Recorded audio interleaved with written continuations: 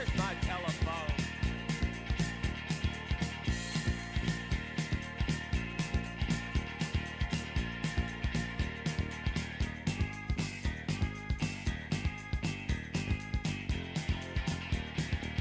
Is that you, baby?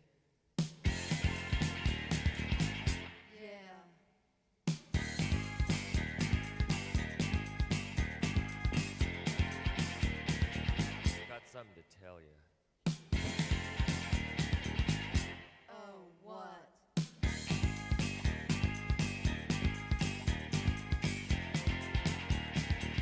I wanna see you tonight. I want you to walk in the door. I want you to lay on the floor. 'Cause tonight's the night we make love under a stove light, underneath the stove light. Wanna make love to you when it's starlight. Wanna make love to you when it's starlight. Starlight, whoa.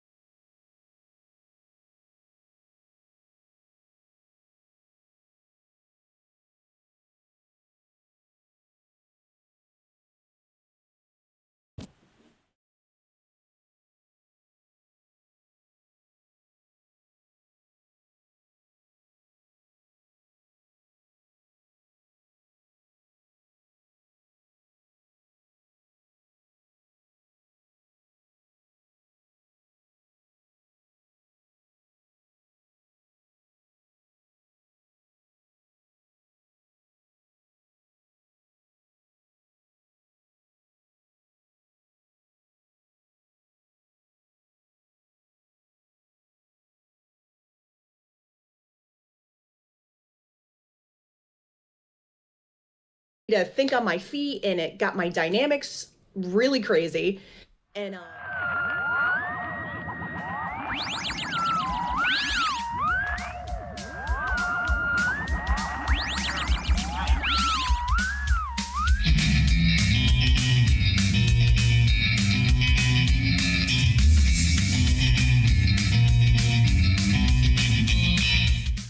we're running around the pool area. We're drinking, being loud and being obnoxious, and like a bunch of us jump in the hot tub, and I slipped and I broke my toe. And I had to finish the tour with a broken toe, which consisted of me getting around with a bunch of bubble wrap and duct tape wrapped around my foot. It was so punk rock. Like, I couldn't afford to go to the hospital, and it's not like you can do anything for a broken toe anyways. So like I have pictures of me somewhere like at Heavy Rebel with this giant roll of bubble wrap around my foot, and then everybody signed it. Everybody signed it with a Sharpie. It was just so random. But that was Heavy Rebel. Just like so hey, like, you were there. It was nuts. Those are crazy times. I missed that. It was so much fun. Like, actually, I just spoke to Dave, and I think that we might end up hearing from him on the show. Who's that? David Quick. I just spoke to him, and yeah, I guess we're going to have to keep our ear to the ground for that one, because I want to know how it all came to be, because just 3 days of just some of the just the amount of music that you would get to see, and the level, but the level of talent that every band was. That was the thing, is you knew that you weren't going to see a single underwhelming act. Yes. Yeah, it was such a time. Like, and you're absolutely right. And there was bands on the main stage, bands down in the basement, bands playing all over the venue, and it's like everyone you went to go see was spectacular. They were all amazing, and everybody was dancing and sweating and just so great. One of my favorite things about it would be the stairs going from the upstairs to the downstairs, and who you would pass every time. You'd always wonder who it would be Because, I mean, like 75% of the people there, and then the 25% you don't, by the end of the weekend. Yes, absolutely. Like everybody was friends by the time the weekend was over. It was very cool. That was another thing I really liked about that festival too, is that, in the music industry, no matter what genre, there's ego, and there's like bands that hate other bands for whatever reason, just stupid drama bullshit, Yeah. But at Heavy Rebel, it was like everybody was one big family. Yeah. There was no bullshit. There was no ego. It was just everybody having a great time together. It was so rad. I loved those festivals. And the after party jams, I think, are some of my favorite memories of everything, because there would be musicians who played all these different styles, and we would just be in the same room, like playing like a Johnny Cash song, all of us. Right. Like, just simple, nothing like no jam busters, but just fun and camaraderie, and like one of the most just amazing things that somebody could create. Dave was like, let's just make 3 days of where every weirdo on the East Coast can come and be a weirdo. Yeah. I remember like outside of the venue in Winston-Salem, like everybody would be walking around. And didn't they always have like a car show out in the street too, with like vendors and everything? I kind of remember that.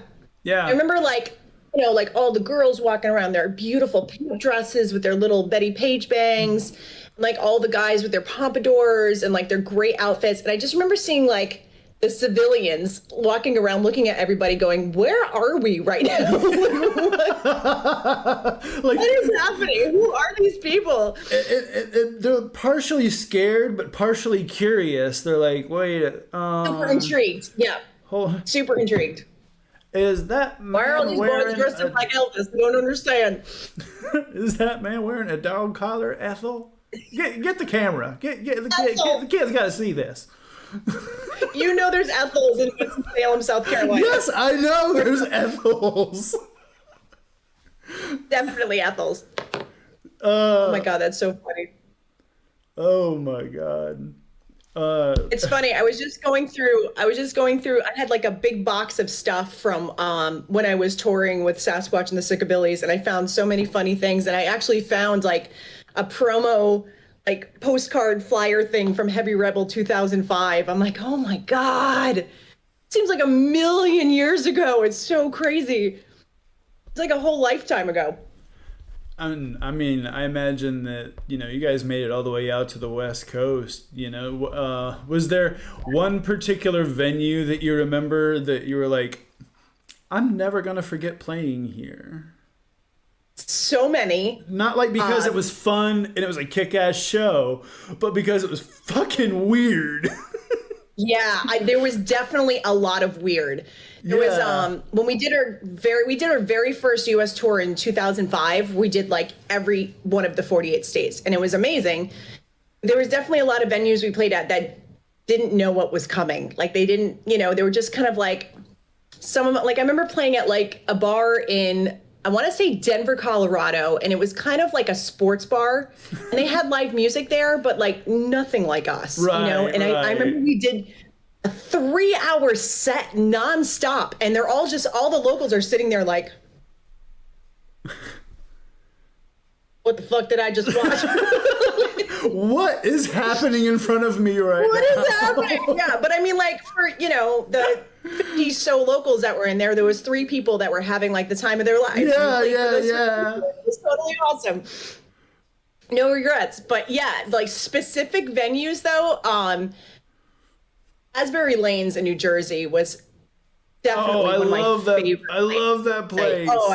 I know you remember Asbury Lanes. I don't even know if it's even there anymore. Does it even exist? It was just such a wild venue, and how they would put the stage over like the 2 middle bowling lanes, and everybody would just dance in the bowling alleys, and it was just it was like something out of a movie. It was so surreal thinking about it now, like how cool that place was. There was definitely venues in Austin that we played at that were very memorable and just wild and like super rowdy. And I mean, obviously Heavy Rebel has got to be on that list too. Like I remember like the first Heavy Rebel we did, I think we played in the basement. Hadn't even made it to the main stage yet. I think we were still kind of new. And I just remember being covered in Pabst Blue Ribbon by the end of our set. Yeah. Like people were just shaking their beers up and spraying it on us. And there was just PBR cans flying everywhere. And they did that because they loved you, not because they didn't like you. Like if they didn't like you, they wouldn't even stay and watch you. Like it was just so much love and people just piling on each other. And it was super punk rock and gross and fantastic. It was such a good time. And yeah, we definitely played a lot of like real crazy wild venues. I definitely miss that. I know that, and I mean, I just specifically, I remember that show down there, and you know, like you said, watching just the power of the drums mixing with the bass and everything, and you just were whipping everybody into like a complete frenzy when you were playing in the, I don't know, earlier years of your life, and you know, other local bands and stuff like that. Was just like metal. Yeah. Yeah. Like thrash, a lot of metal, a lot Motorhead, of rock, and that kind of thing. What's that again? I said like thrash, like Motorhead, that kind of thing. Oh, absolutely. Like when growing up, it was Slayer, Iron Maiden, Anthrax, Suicidal Tendencies, the Misfits. Then I got into like more like death metal. I was really into Entombed and God, my mind is totally drawing a blank, but yeah, metal was my jam for sure. Yeah. And when I remember going to see Sasquatch and the Sickabillies for the first time, and they were absolutely like nothing I had ever experienced before. Like I was a big fan of rockabilly. I was aware of rockabilly, obviously, like just kind of surface stuff, like, you know, like Stray Cats and stuff like that is kind of what I knew of rockabilly at the time. And I went to go see them, and I remember like being so blown away because it was so powerful and so aggressive the way that they approached like that genre of music, and I thought it was so interesting and different. And the way that I got on Sasquatch's radar is that night their drummer broke one of the spurs on his bass drum, and his bass drum was running away from him the whole night. And I remember when I got there, I was pretty drunk. I'd already been like bouncing around to a bunch of different bars that night. And I took it upon myself to jump up on stage and hold his bass drum in place for him so he could finish the show. And I remember Johnny and Sasquatch Dave looking at me being like, who is this bitch? Like, thanks for holding the bass drum so we could finish our show. So after the show was over, you know, of course we all talked and everything. And, you know, I told them that I was a drummer and I felt bad for their drummer because he couldn't finish the show. And when they were looking for a new drummer, he found a way to contact me and was like, hey, would you be interested in, you know, giving this a shot, coming to play for us? And that was it. And I think I was with them from 2004 to, I don't know, off and on between like 2008, 2009, something like that. I don't know, that whole patch of time is a little blurry, but those were some of the wildest days of my life. Like, but it was such a great experience, and I would not have traded that for the world. Like, even though like I was worried that playing rockabilly wouldn't fulfill my little heavy metal heart, like I could not have ended up in a better band, because I learned so much from Johnny and Sasquatch and the other members that came through the Sickabillies too. And it was a very molding, amazing experience playing with those guys. It was wild. Yeah. You know, well, like, you saw it. It was nuts. Yeah. Well, you was able to take your metal chops, but then you found your swing in there too. Yeah. You that was really like, cool too. Power swing is how I would describe how you played. Nice. I like that. Power swing. Yeah. Yeah, it was neat trying to find a way to add that swing to, you know, like more of a metal chop kind of version of rockabilly drumming. Coming up, I had played in like a party band, like one of my first bands, and we played like a lot of Motown and a little bit of big band and swing. So I had experienced that kind of drumming when in my younger years. So it was really cool to be able to kind of like borrow from that and also like add metal and rock and roll chops to, you know, the Sickabilly's material. And then all the while, when we were playing live, like I said before, like Dave was always pushing me, like, play harder, play faster, let's go, come on. Like he would turn around and scream at me in the middle of a set, like, faster, harder. Like he was mental. Like it was just never fast enough, never hard enough. And it was great because it taught me to think on my feet, and it got my dynamics really crazy. And all in all, it just made me that much more of a better player and a better drummer. And also learned to be really good at dodging flying beer cans at my head while we were in the middle of playing, which is a special skill that I didn't realize I needed at the time. Interesting times. It's a litmus test of appreciation is really what it is. Yes, sir. Yes. So good. If you walk off the stage at Full heavy show. rebel dry, I mean, especially because if it's not from your own sweat, like beer, a combination of maybe somebody else's sweat, if you're lucky, vomit, you never know. It was so fun. It was so much fun. So you're playing in a pop band now? That's cool. Like what you know, obviously you have to use different dynamics than you have to playing metal and playing with Sasquatch. Do you just find that being able to learn to swing playing with him like really helped you into what you're doing now? Big time. Yeah, for sure. Because the band I'm playing with now, it's called No Filter. We are a cover band, which is something I never thought that I would do. But I got to tell you, like, the guys that I play with they're so talented and they're so professional. We have so much fun together. We could play polka and I would do it. Like there's just so much fun to play with. Right. And it's a whole big production, this band. Like it's Vegas level insanity. Like we have like a huge video screen and a huge truss and all these lights, and like it's a whole show. We do this whole like trash can jam at the end of our set. It's a production. So this experience playing with these guys was very new to me, coming from a very like punk rock gritty background to kind of segueing into like a more polished pop, you know, playing to a click, you know, like very, very polished, but still very fun with a party atmosphere, if that makes any sense.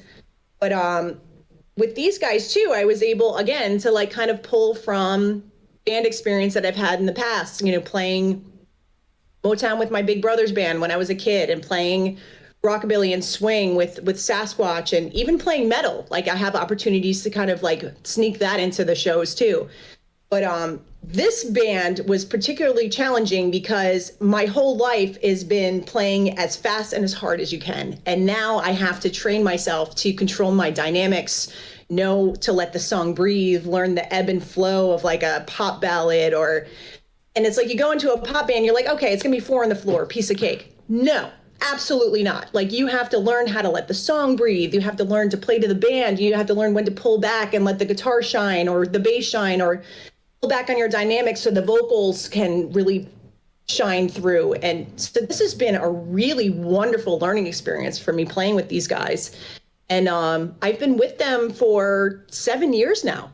It's gone by really fast. We've had so much fun. We've managed to build it into something pretty great, in my opinion. We actually franchised and started a second version of it ourselves with 4 new members back in 2019.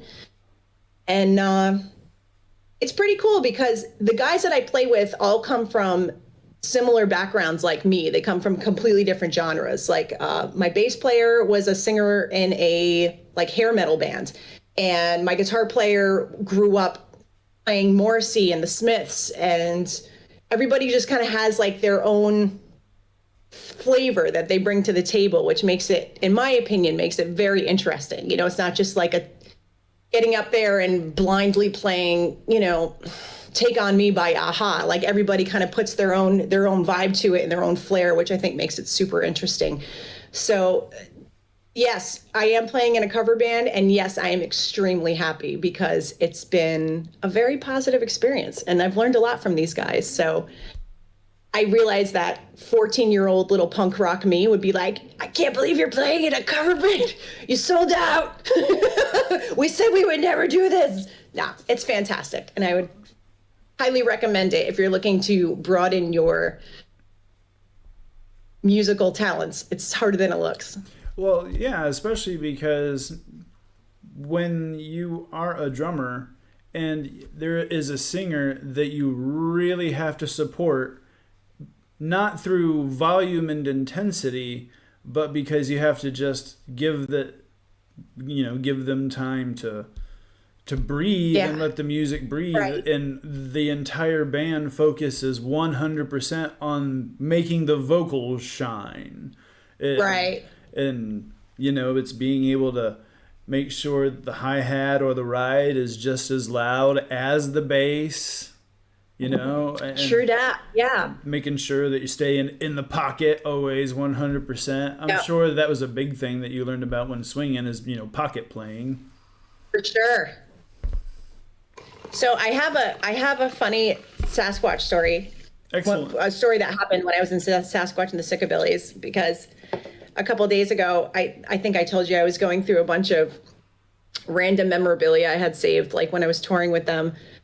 And one of my favorite stories, and it's not super scandalous, but we were playing up in Portland, Maine. And we had done this show with like 3 other bands, and there was burlesque dancers between the bands, and it was packed. It was a great night. It was really fun. And I remember it was the end of the night, and we were loading up the van. We were getting ready to go. And I realized I had left my cymbals inside the venue. So I ran back in there, and everything was dark.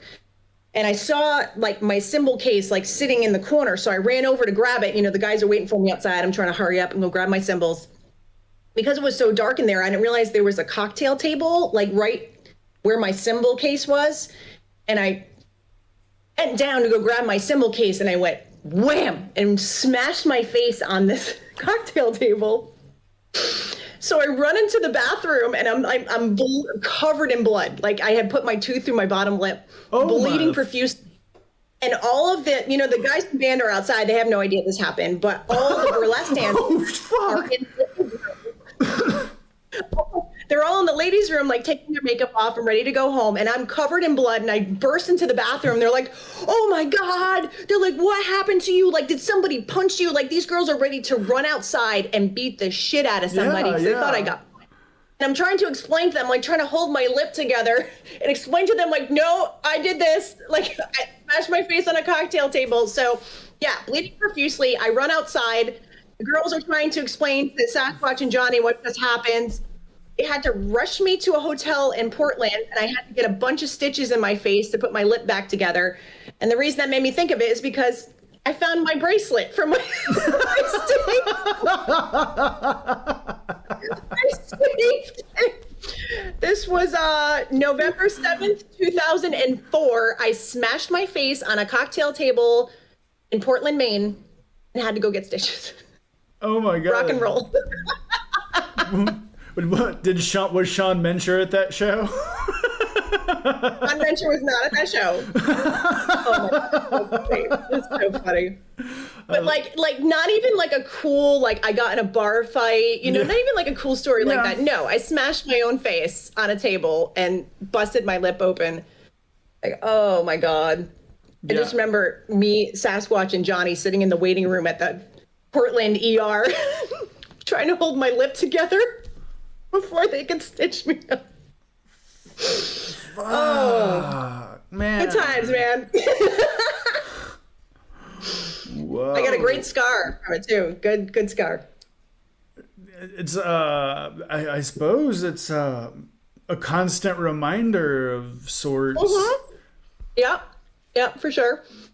It's like, man. But it was funny, even despite the pain and the blood loss, it was really hilarious. That's because we're sitting in the waiting room trying to decide, okay, do we tell people the truth or do we make up some story that you got? Make up a new one each night. It's a lot cooler. No, we just told everybody the truth. It was way funnier. Just make up a new one each night. Like Scheherazade, just make up a new tale each night to entertain. I know, we yourself. totally could have. We should have ran with that in retrospect. We could have made up some really great stories about how Natalie busted her face open. We could have totally Arabian Nights this and we missed out. Oh. Oh, yeah, that was a missed opportunity. You're totally right. But yeah, I laughed so hard when I was going through my box of stuff and I was like, is that a hospital bracelet? I'm like, what is that? And I was like, oh, I remember what that's from. Oh, it's hilarious. Emergency room. 2004. My God, that's crazy. We now know people that were born in that year. Yeah. I'm probably Nuts. well. I'm certain that I'm sure that there were several conceived after the show was over watching y'all play. That's personally how I feel. We can only hope. Natalie is 3/4 responsible for being your parent. What greater compliment? Our son was conceived after one of your shows. I would be very happy to hear that. That would make me very happy. It's the ultimate compliment. It is what We it is. see crazy stuff like that down here in Florida because the majority of the people that come to our shows are on vacation, which is great because playing up north, like I spent a lot of time in New England and New York, and like a lot of the times at your shows, you get like the majority of the people are kind of just standing there with their arms folded, kind of like impress me, that's a big thing out there. Down here, people come to see live music because they want to fucking party. They're on vacation. They want to let loose. So you've automatically got a wild audience at every show, which is great. But when I tell you the amount of people I've seen banging from the stage, and it's never the people that you want to see have sex. It's No. It's Florida, man. Florida. Yeah, it's like Sheriff Buford T. Justice and like Vicki Lawrence's stunt double and from Mama's Family. That is so good. That is a reference that a very small audience is going to understand, and I'm here for it. I applaud you, sir. I applaud you. That was very good. Nicely done. Nicely executed. Oh, I love this conversation so much. Oh yeah. Well, this is why people listen. I totally get it. It's so good. It's a small but mighty crowd. We're growing. Small but mighty crowd. I'll take small and mighty crowd any day. It's truly quality over quantity. Yes, sir. Yeah. Just getting to chat with real peeps, and then cool people hear it and they subscribe, and they get to hear stories It's a beautiful from thing. real road G's. Yes. If you have any plugs or websites or addresses, now's the time, Natalie.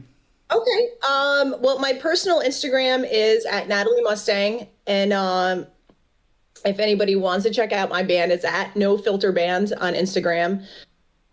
We play all over the place. If everybody wants to come out and get down to some Bruno Mars, I'm your girl. No, seriously, like this is like one of the most fun bands I've ever been in my entire life. I absolutely love them. They're the best. I just imagine that each gig is going to be like, what's going to happen tonight? For sure. Oh, for sure. Yeah. The beach scene down here is wild. It's colorful. It's never dull. And it's kind of crazy because like our busy season is the winter time, because that's when everybody comes down here. So from like Labor Day weekend till like Memorial Day weekend, it's insane. Like right now it's crazy. Like we're gigging like crazy right now because this is our season.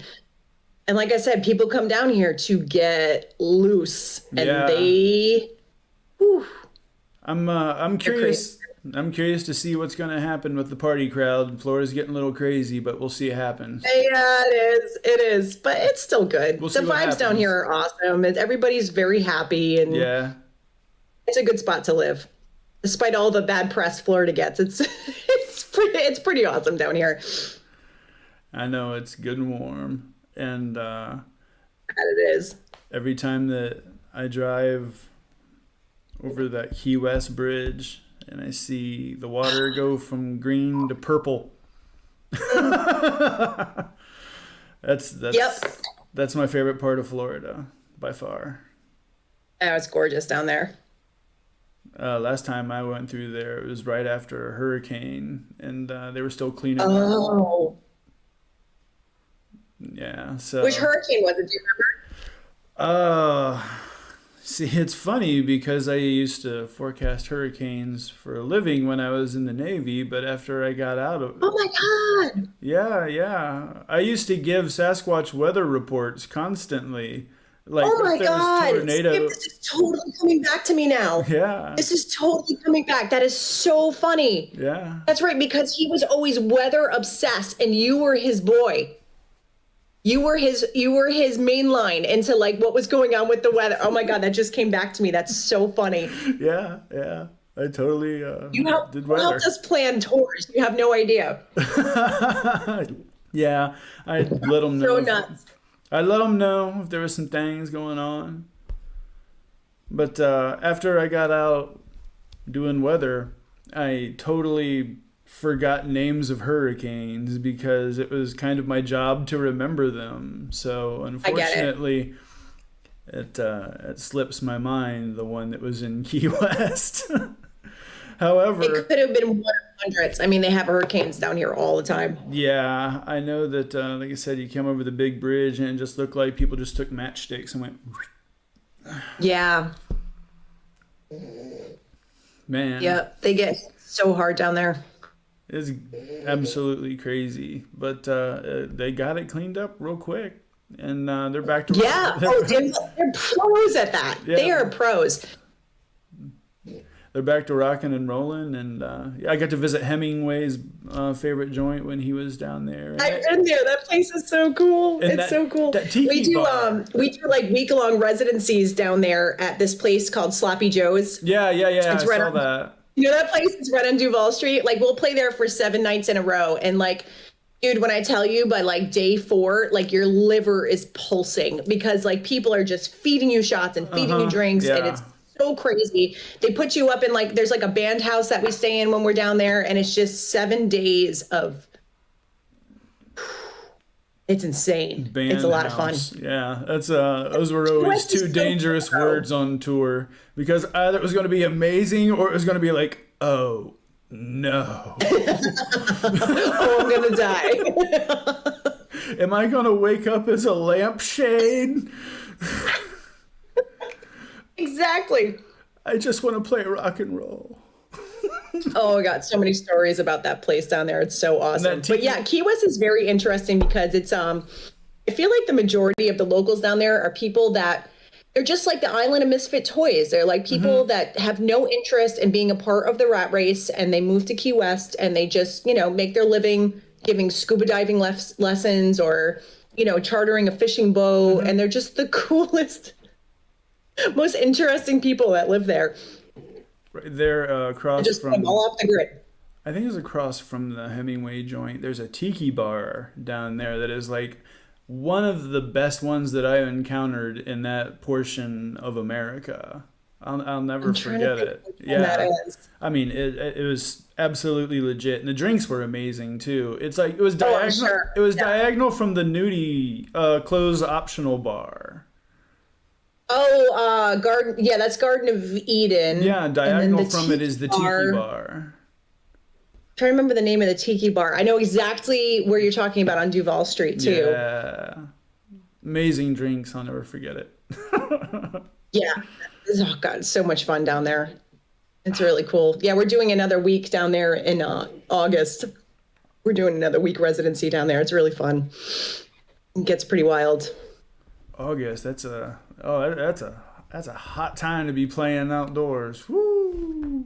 It's gonna be so gross. Yeah, But yeah. that's what we signed up for by living here. It's just part of life.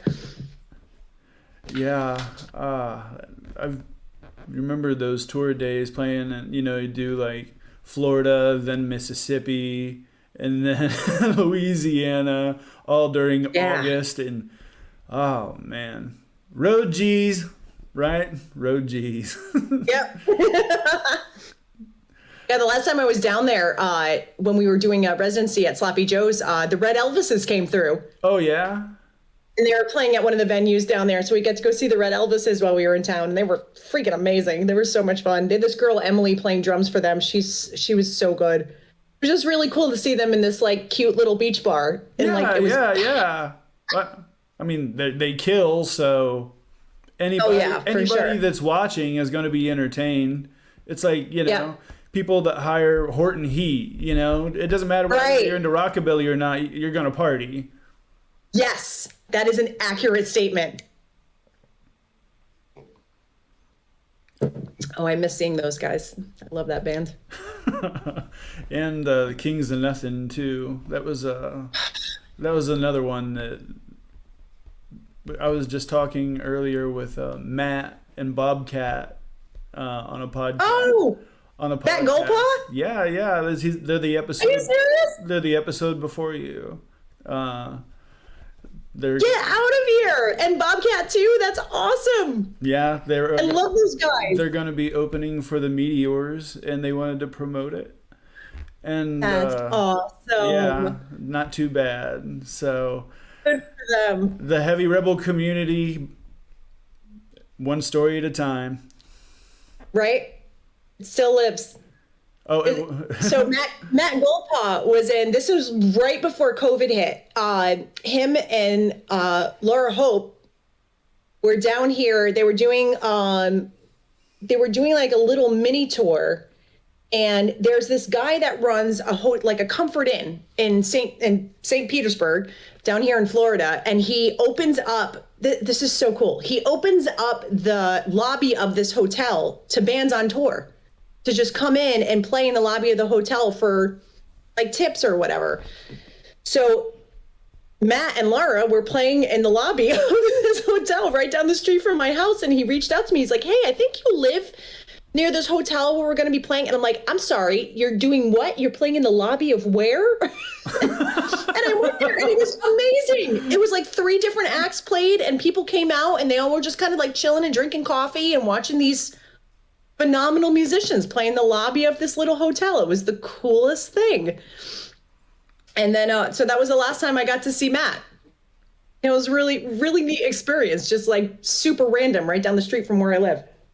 yeah, we had a great chat. Like I said, I'm sure that by the time that you listen to this, that episode will be up. So that'll be a blast. Oh, I can't wait to hear that. I love those guys. And Yeah. Bobcat is just, God, what a phenomenal musician Oh, and yeah. phenomenal human. Like Oh, yeah. he's one of the best people I've ever met. It was a great one. Thank you so much for coming on. This was such a blast. Oh my God, ditto. Like, it was so great to catch up with you and like talk about the old Heavy Rebel days and everything. I love this. Thank you so much. This means so much to me. Oh, we're gonna have to definitely do this again. I would love that. Anytime. Love it. Absolutely. You take care, Natalie. Well, you too, buddy. Best of luck to you. Stay safe in Germany, and I'll talk to you soon. Alrighty. All right, homie. Take care. Talk to you later. I'll see ya. All right. That'll be all for today. Remember, peace, love throughout the world, and don't forget to rock and roll.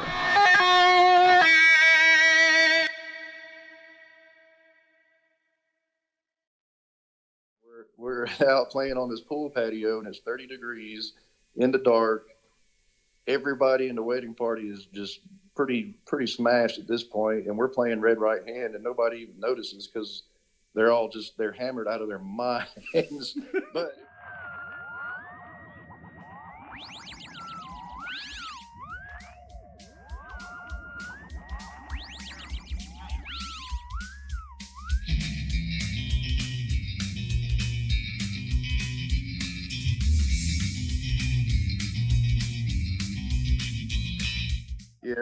actually, we're going to be in Europe at the end of August and the first week of September. Oh, really? That's rad. Yeah, Whereabouts? our home base is in Belgium. Whenever we go there, in a little town called Dinan. Oh, cool. And we've got gotten to be friends with, I don't know if you know a guy named Michel Brasseur. He used to have a band there called, what the hell was his band? Smooth and the Bully Boys. And he does like a blues, he does like a blues thing. And we've gotten to know him pretty good over the years. And what we've done is every time we go, we buy gear and leave it at his house. So, and now we got all the gear we need, and he just keeps it for us. And we'll fly into Brussels and get our van and go by his house and pick up our gear, and then we hit the road. That's pretty fucking great, dude. Like, I'm glad that you're getting a chance to come back over here. It's kind of tricky getting from America to Europe these days with just how horrible flights can be. Like, everything can be so unreliable. Yeah, and it's miserable for a guy like me. I'm 6'3" and 225 pounds, man. It is rough. So I usually go to my doctor and get him to give me some Valium to put. I'm like, you gotta not give me something to knock my ass out for about 8 hours because I can't handle it. So you got that gig coming up on Friday, is it? Yeah, what the deal is, we just got a new booking guy, and he really has a lot of faith in us, and so much so that this particular show, Walt kind of had to reel him in a little bit because he got us a really good guarantee, and it was actually a little bit more than what we may be worth. I don't know, so. The pre-sales didn't do anything, and the venue started getting a little shaky about it. So we're really pushing it hard so we can prove our worth, So we're basically at the point of just begging, like, please come to this show because if we don't get people in there, it's going to be our first and last show at this particular venue, and it's a really, really nice venue. So yeah, we're pulling out every stop and favor owed and everything that we can think of to get people there. I've offered to wash people's cars and do their laundry and walk their dogs and everything else. Like, get your ass to this show. Just, I don't care. Whatever I have to do to get you there, just make it happen, Yeah, it's always cool to just hand out flyers near the venue to people that are just walking around too. Be like, just hit the streets. Yeah, that reminds me that back in the 90s when we used to go to it was this place called Little 5 Points, which was kind of the epicenter of the punk rock crowd, and staple flyers. We used to staple flyers onto telephone poles everywhere. Yeah, that was the thing to do. Right, there was Star Bar and everything. Star Bar's still open. Yeah, they're still there. They had a close call where a developer came in and was going to scoop it up and tear it down, and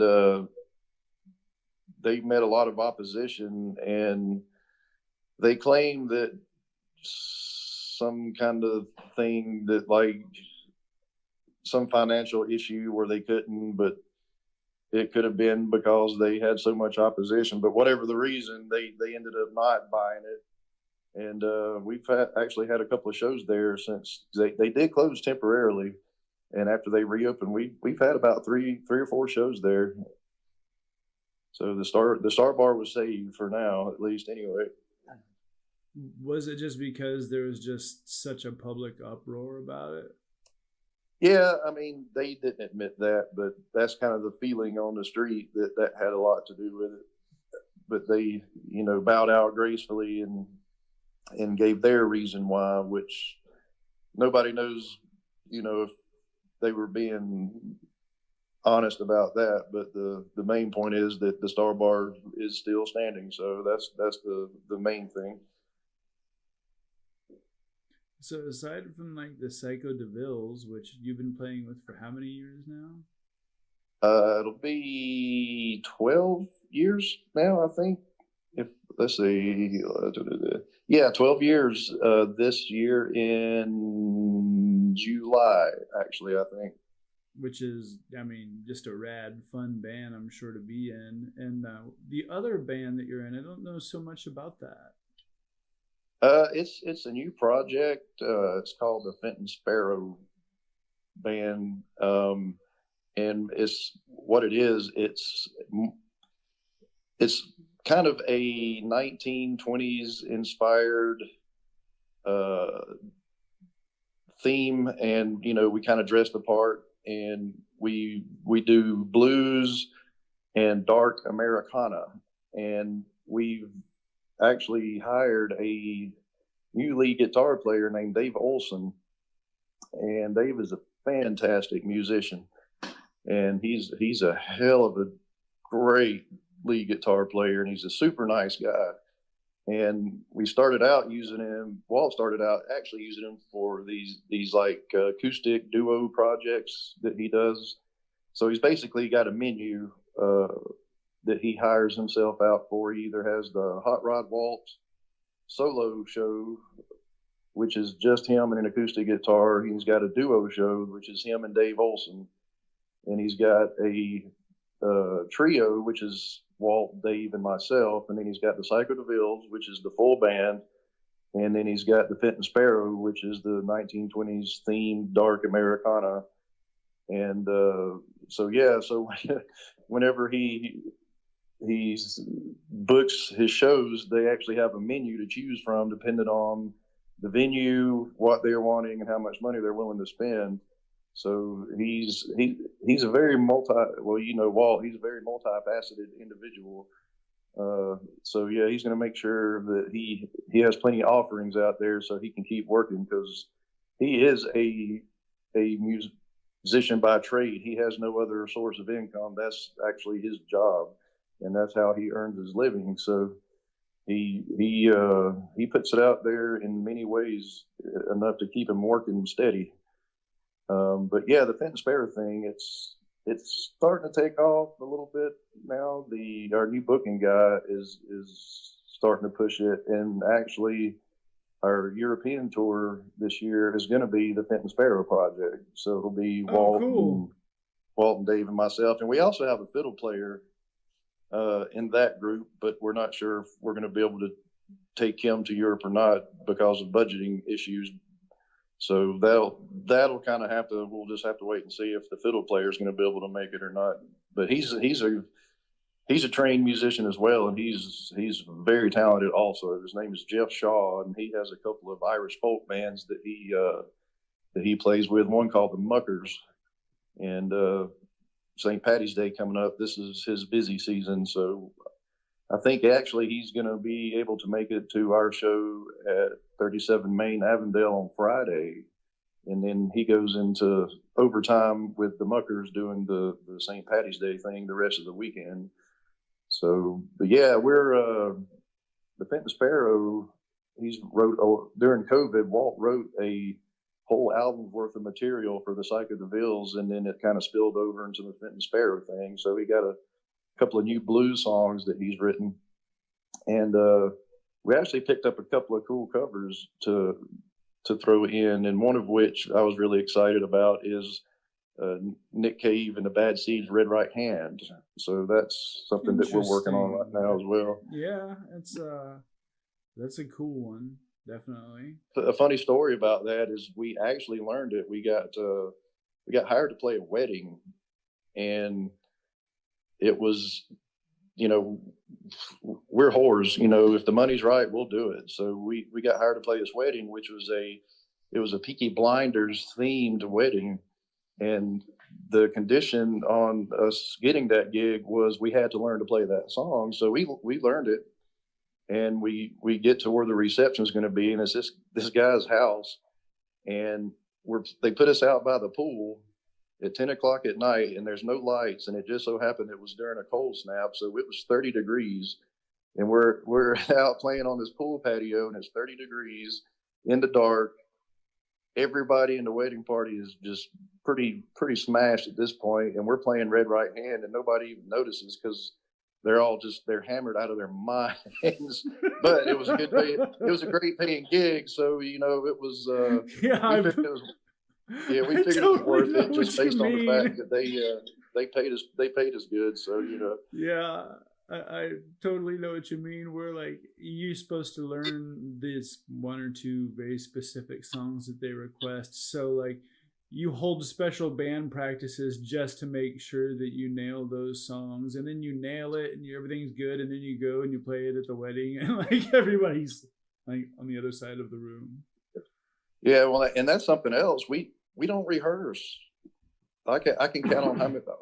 I can count on one hand how many times we've actually rehearsed, because what usually happens is he'll write a new material, and he'll record it on an acoustic guitar and send Dave and me and Steve an email with the audio clip of the acoustic, and he'll just tell me what the chord progression is, and then we'll just learn it, and then when we're at the next gig, we'll wait till the 11th hour when everybody's either gone or drunk, and he calls it the drunk set, and he'll go, okay, well, we got a new song we're going to try out on you, and here we go, and we'll just work it out, on stage at whatever show we're playing.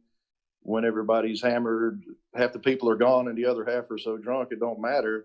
So that's how we rehearse. That's I mean, that's pretty foolproof method. Yeah, see, it's worked thus far. The only time we really get together, Walt has a studio. He's actually got a really nice studio at his house, and he bought a one of those portables like they have school in, when they're overcrowded. And he bought one of those portables and had it moved in, and he turned it into a studio. So the only time we actually rehearse is literally the day before we go into the studio. If we're recording an album, we'll go and run over everything to make sure we got it down before we go in the studio. But that's it. That's the only time we actually rehearse. When it came to rehearsal for anything that I played with, there was two kinds of rehearsal.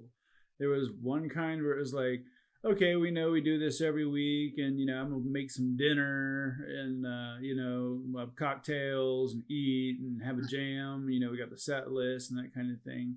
And then there's the rehearsals where you was talking about, where you specifically have to learn something for a gig, and it's not like it just doesn't feel like the rest of everything else. It's like, oh fuck, we're actually here and we have to like learn this other song that we particularly don't ever play, but we have to play just for this occasion.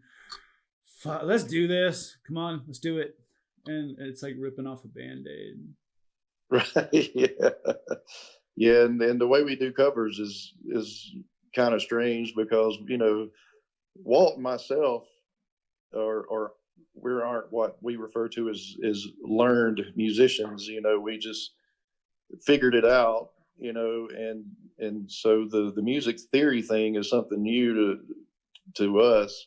And I'm actually taking some lessons from Ronnie Crutcher, he's proved to be very valuable in the progression of my music, and he's got the ability to teach me music theory where I can actually understand it. So, but when normally when we do a cover song, we just kind of do it our way, and it just and I'll tell Walt, I was like, hey, I learned this song, I learned it. I've watched this YouTube video or whatever and learned whatever song, and he goes, well, I said, I learned to play it the right way. And he goes, well, I don't play it the right way. I play it my way. So somewhere we meet in the middle, and it just kind of works out, for Spit and Sparrow, we do 16 tons, and he learned it and I learned it. And then we just got together and put it together. And then what we came up with is, it's something along the lines of the proper way and then his way, and we just kind of meet in the middle and make it happen. So yeah, even covers is different. Well, what's really cool when it comes to doing covers, especially of older stuff, is everybody does kind of have their own version of it, whether it's the original or a cover, and how you decide that you learned it, and then you both play it together. That's always interesting, because it blends the styles, and that's really where your personality comes out in the music. Just because you're like, oh, I'm coming from this part, and the other person's coming from this part, and it's all still over the same song. And I don't know, that's really cool. That's where a band starts to get, in my opinion, it's sort of like Neapolitan, like gumbo thing that happens when just people play together, because everybody brings something different to the table. When you can find people, right? Yeah. When you can find people that you can do that with, and they don't piss you off when you're doing it, you got something good. Right. Yeah. And I think that's, and don't get me wrong, I got nothing against cover bands per se, because apparently that's where the money's at right now. The tribute bands and the cover bands down here, and I don't know about in other regions, but our area, those cats are man, they're paying them top dollar, and they're booking them like crazy. And and a true cover band or a true tribute band, they learn the music just as it was written. But people like us, we do all original music, so when we do a cover, it's a little bit of our own essence that we put into it. So it is a cover, but we do kind of make it our own in some ways. And the biggest reason, we basically have two reasons for doing covers. One is we just like it, and two is occasionally you get a crowd, especially in our area, where you play enough original music, you start losing the crowd. And Walt's got a really good sense of reading the crowd. In fact, we have never played with a set list. I've been with him for 12 years, and we have never used a set list. And he just reads the crowd, and he'll throw stuff out there that he knows is going to, play with the vibe or what's happening in the audience. And if he feels like we're starting to lose them, that's when we start throwing the covers in, and like we'll do Honky Tonk Man or Blue Suede Shoes or Stray Cat Strut, something that's familiar, and he'll pull them back in, and then he can start throwing our stuff back at him again, So he's Walt has one of the greatest abilities of reading a crowd of anyone I've ever seen. And Steve and I have been with him for so long, he can play the first note of any of the songs that we play, which probably has got to be about 100. I don't know. I had not even counted how many songs that we do, but we just know, we've been with him for so long, or he'll have a shtick that he'll say before he plays the song, and we just know. And then he hits that first note, and boom, we're in it, So that kind of chemistry is, it really works in our favor, I guess, is what I'm trying to say. But yeah, he it's unusual for him to lose a crowd. He'll get them back. Yeah, you play together long enough, you get that where you're just so good and greasy, and you can just read everybody's mind.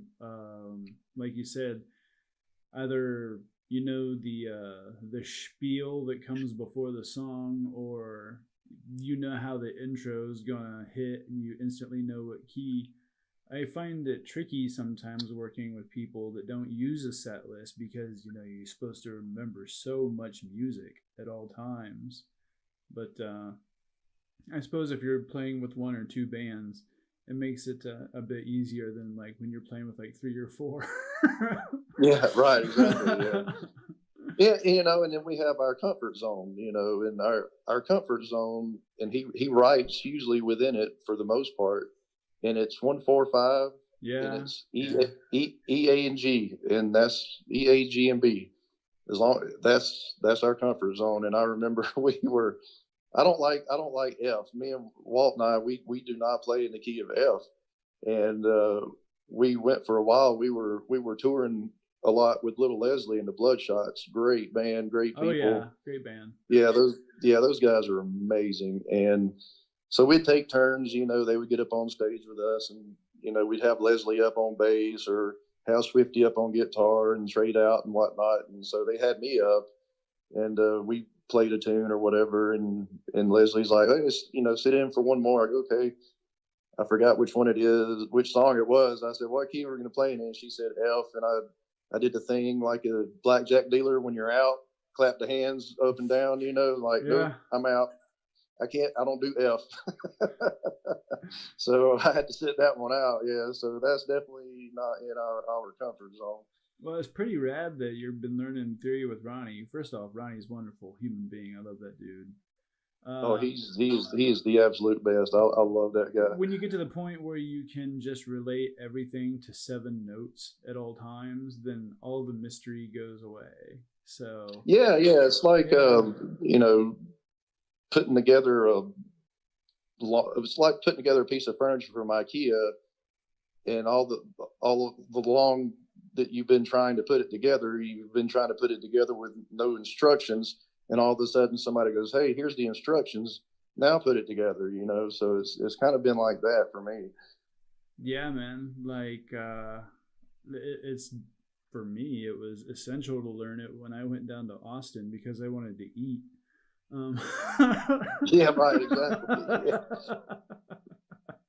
Yeah, when you do Nashville or Austin on the music strip, you got to know your crap, buddy. I mean, because they'll drop you quick if you can't hang in there. There's always somebody behind you wanting to eat. That's the deal.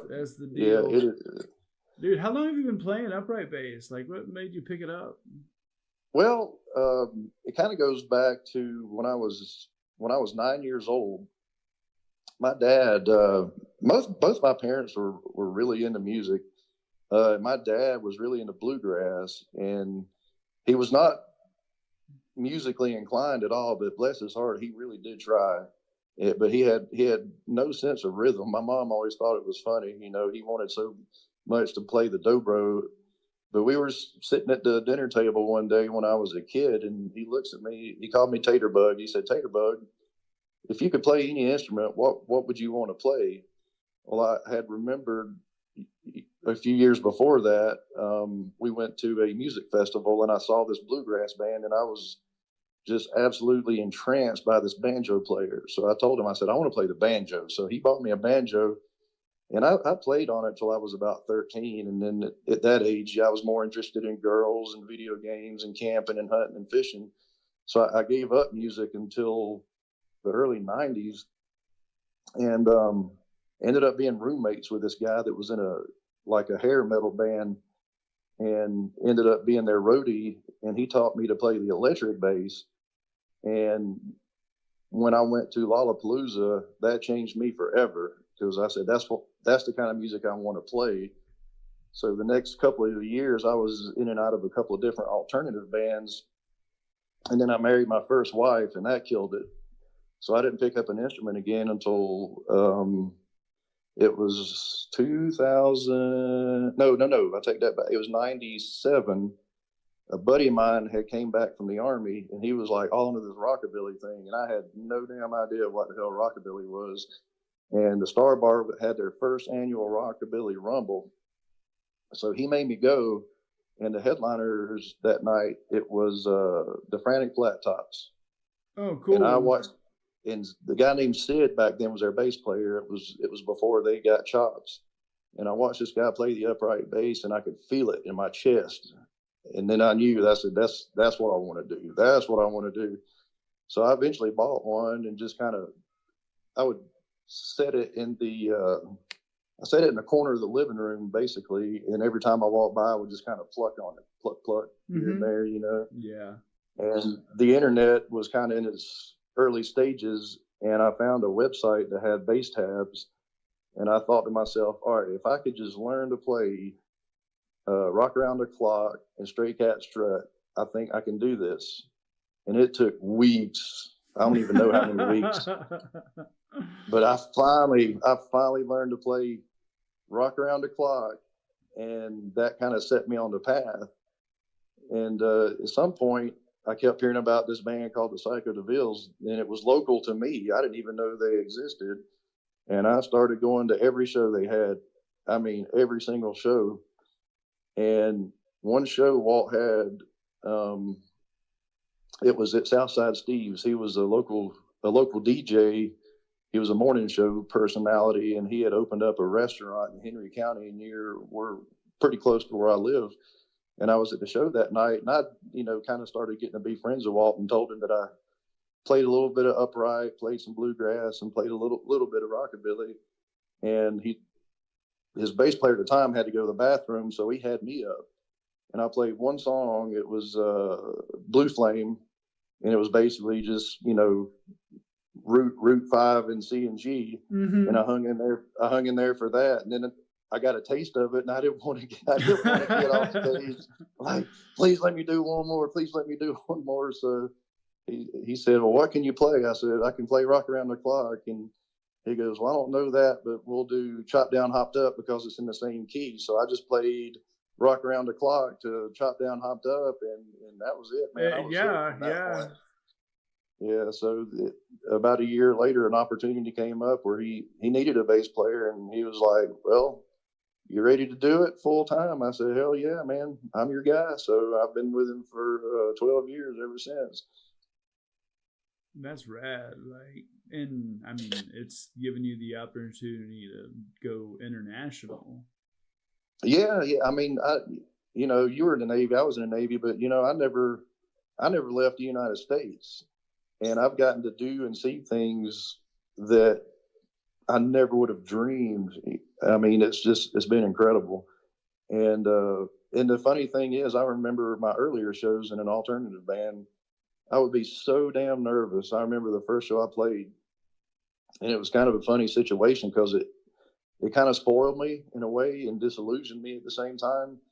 It was an alternative band called The Undecided, and we played for a real prominent attorney's daughter's 16th birthday, and he was part owner of this huge old theater.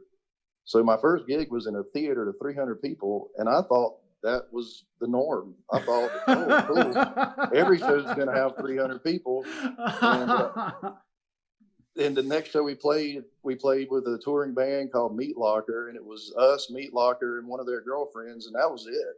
And dude, I was crushed. I was absolutely devastated. I'm like, this ain't cool, man. We're supposed to have like 300 people here, So I had to learn that you have to play a lot of shows to nobody before you start playing to bigger crowds, because the first one, it kind of threw me off because I had no idea that you do a lot of gigs when you play to nobody.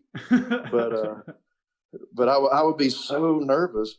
And the weird thing, with the first time I played with Walt, from then till this day, I have never been nervous ever, because he exudes this confidence that is contagious. And I knew when I got on stage with Walt, everything was going to be okay. There's no reason to be nervous. And I have no show I've ever played with that man have I ever been nervous. And I always thought that was kind of interesting, because he just has this confidence that is super contagious. Well, it's like, as long as you know the parts to the songs, there's no reason to ever worry about your own ability. Right. Yeah. And, and I'm super hard on myself sometimes, but that in a way is a good thing. We played a show about 3 weeks ago, and man, I thought I played like crap, and so all that did was it really drove me to work harder, because I don't like to practice at home, but ever since then I've stuck to a pretty rigorous practice schedule at home. So I practice about 1.5 hours a day every day during the week, and I make myself do like 30 minutes of major scales to a metronome to start with. That's how I start every day. 30 minutes of major scales to a metronome. And brother, I thought I was an okay player until I started that, and then I realized, man, I suck. I mean, I really suck. But it was good, that a failure to all a failure does to me is it drives me to work harder. Like, I think not only it makes sure that your intonation and your timing is that much better as well, when you're definitely practicing just a certain scale to a metronome. I do the same with arpeggios. Like, I'd run through like, All of Me or like a swing tune and arpeggiate through the chord changes the whole time, and then to a metronome, and whoo. Ooh, that was like boot camp. Yeah. Yeah, you learn a lot about yourself when you do that, and you realize, wow, I'm not really as good as I thought I was. But it's been a great trip, and it's it's done a lot for me, and I'm actually I'm working on writing a book. I have I got a good start on it. I think I got about 20,000 words, and it started out where anytime we get in a van and hit the road, there's not much to do while the miles are laboriously going by, and you start, hey, you remember that time when? You remember that time when? And we did so much of that I told Wallace, man, I need to write these stories down, because you on the road long enough, you got anybody, I don't care if you're a stadium band or just, a honky tonk band, but if you spend enough time on the road, you're going to have some cool ass stories. And I told Wallace, like, man, I need to write these down. So I started writing them down. And then I started thinking about how I started and where I came from and the things I went through. I went through some really hard depression growing up, and became a bad alcoholic and almost died in 2017 when I had pancreatitis and was in the hospital, and then got pneumonia and nearly died, and had to quit drinking and live working in a working band who was sponsored by Miller High Life, and being a non-drinker, how that like completely changes everything. And so yeah, man, I thought, the whole catch to my idea for my book is that, everybody knows the stories of, the big rock stars, Nikki Sixx and Dave Grohl. And I read Al Jorgensen's book, and I read, Duff McKagan's book, which that one is amazing. Duff McKagan became my hero after I read his book. But, everybody knows these people's stories, but who can relate to it because they're huge rock stars? And I started thinking, well, I'm a nobody, so maybe me being a nobody could make my story more relatable to other people that's just the average Joe on the street. So I thought, well, that might be something that could be useful, so I just went ahead and pulled the trigger and started writing. I've been on a couple of month hiatus from writing my book so I can learn how to play music again. So, but it's diverse.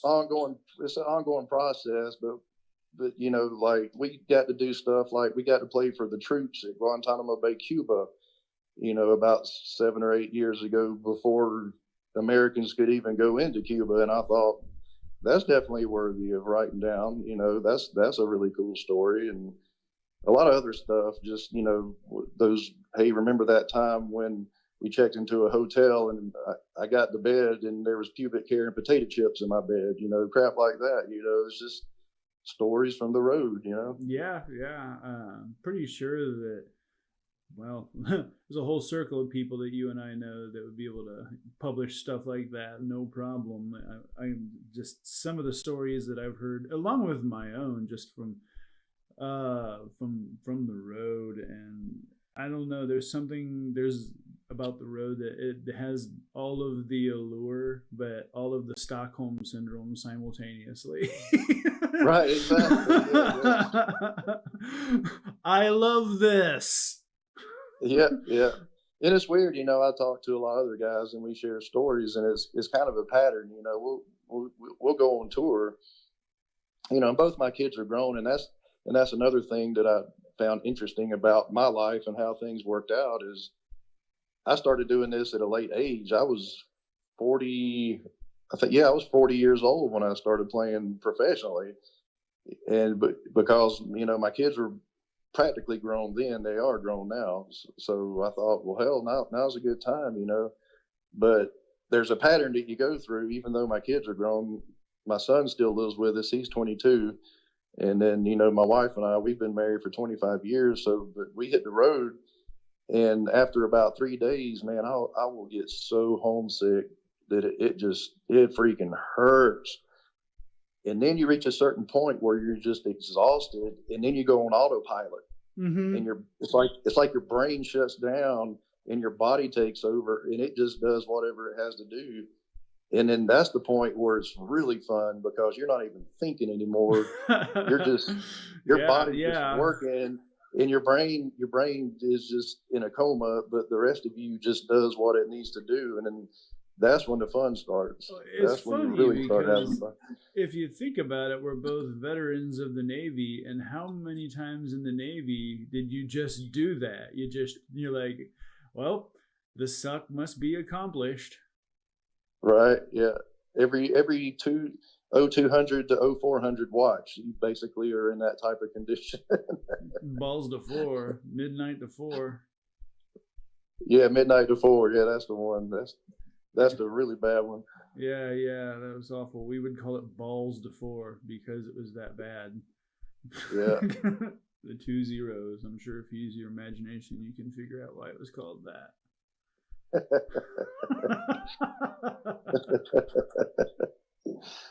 Yeah, I do love being on the road though. I can't wait to get back out there. Yeah, COVID was a hard time, because we actually had a European tour booked for 2019, right when it started, and then it was like one by one. Every day I would get a text from Walt. He's like, "Well, our Luxembourg show got canceled. Well, our Belgium show got canceled. Well, our German shows in Germany got, every day it was another show. Then, he's like, that's it. We're done. We're not going." Yeah. And then that shit lasted for freaking 3 damn years almost, So that was kind of a tough time. That's when I decided I was going to start a side project of my own, and I'm still trying to get that one off the ground. But I just wanted to do something that I really, really love to do. Is the music that really changed me was the 90s alternative music. And I got together with a group of guys, and we were working on a 90s cover band, since the cover band thing is so big too, but we'll be doing stuff, like Nirvana and Pearl Jam and Stone Temple Pilots and that type of thing, all the 90s stuff. But right about the time I started trying to get that off the ground, that's when we got our new booking guy, and then I'm getting text messages from Walt every day. He's like, "Oh, hey, well, we got this show coming up. We got this show. I'm going, yeah. Oh, okay. Well, that's cool, but I don't know what I'm gonna do with these other guys now, But I like the fact that I got so much work coming at me now that I don't know how to find the time to do it. That's it's a little stressful, but it's also the place that I've always wanted to be in, So I got what I wish for. Yeah, man. I mean, feast or fam, and especially after COVID, I released that new record and had all kinds of things happening and things booked, and then COVID came, and it was like it never once got to be played live, and that was a damn shame. As far as when you found yourself, having to play less and less because of what was going on with COVID. Like, what was there any extra like side hobbies or other I suppose talents or interests that you picked up? Well, the first few weeks when we were under like really strict quarantine, when we couldn't even leave the house, I decided I played golf. This is weird. People look at me like, "Really, you like golf?" I have loved golf ever since I was a kid, but I was really terrible at it. And I got it. While we were under quarantine, I live way out in the country, and our driveway is 900 foot from the road to our house. We can't even see our closest neighbor's house. So I pulled out my golf bag and took an old sheet and hung it up over our pergola and started relearning how to play golf. And then I found a guy that has a online golf school named Tom Segudo, and he teaches out of Murrells Inlet, South Carolina. and started taking lessons online. And I actually got a pretty decent golf game now because of that. Like the first 3 or 4 weeks when I was being under quarantine, I just hit golf balls into a sheet hung over the pergola and took online golf lessons. And I actually was able to break 190 in the same year. And so I still, like, you know, if we got an off weekend, which isn't very often now, but I'll go hit the golf course and play around. But yeah, that was what I did then. But you know, even then we still played a little. Like, we went from doing about 100 to 125 shows a year down to, I think the first year was 75 and the second year was 50, and then the next year I think it was about 70-ish again. But and even then, you know, nobody really was coming out much, and it just felt like there was a dark cloud hovering over everything, and there was just, you know, it just didn't feel right. You know, it was just like I said, you know, it was like there was a dark cloud hanging over everything, and it wasn't until probably, I don't know, like 6 or 9 months ago when things started really brightening up again, and we started getting back to our old, you know, our old numbers again. And lately, you know, we'll have a great show, and after the show, we're looking at each other going, yeah, now this is what it used to be like. This is what I miss. Yeah. This is, you know, this is what it's supposed to be again, you know. So it feels right now. It really feels good. We're in a really good place now, which I was afraid I'd never feel that feeling again. That, and the crowds are so much more appreciative. Oh my God, yes. Yeah, we had a show this past weekend in Covington, Georgia, and we had 2 other shows there that were just okay. And actually we had the last time we played there, we had an issue. So I'm not going to say the name of the place because things have changed now. But the last time we played there was a problem there was a local booking agent or a local promoter.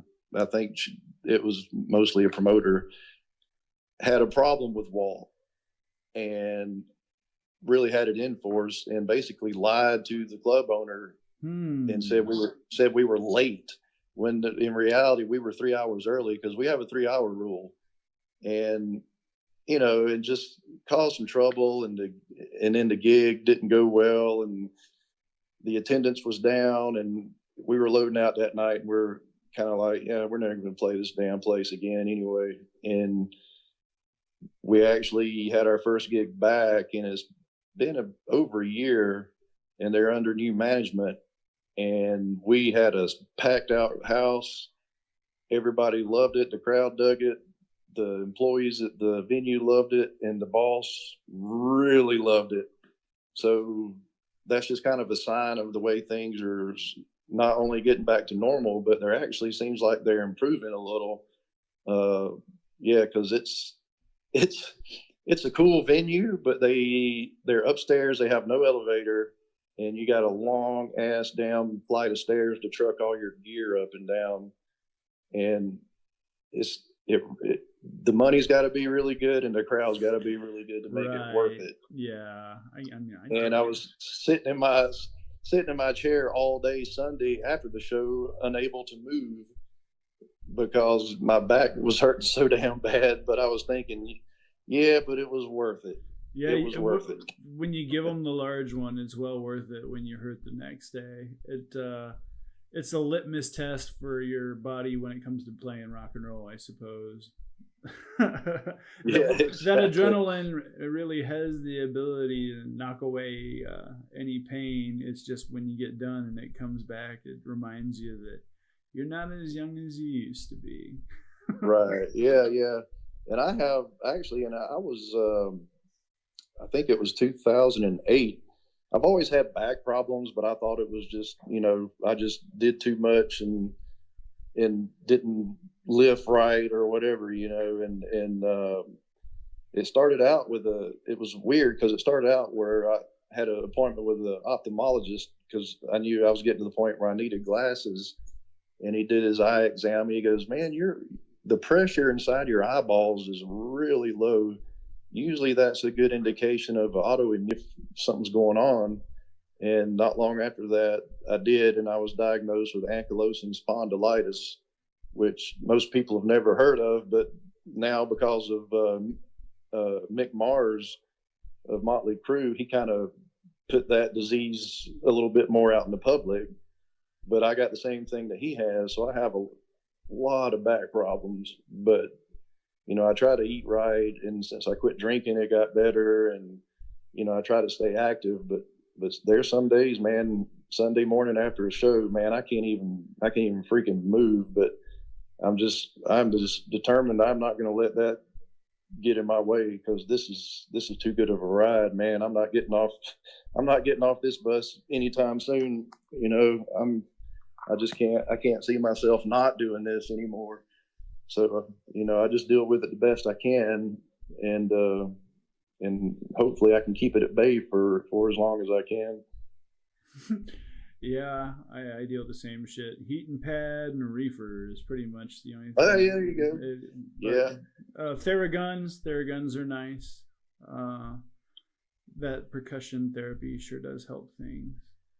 I suppose that, if this is the time where if you got any plugs, any websites, any addresses you want to put out there, now's the time, man.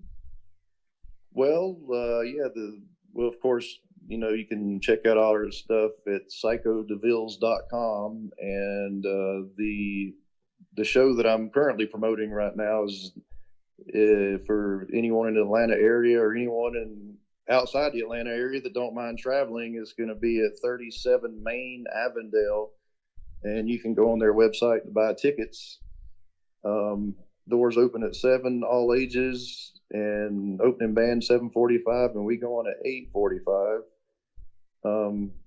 37 Main Avondale is the website, and just click on upcoming shows, and it'll send you to a link to purchase tickets.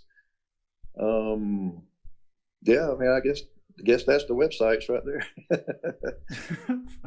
Rock and roll, man.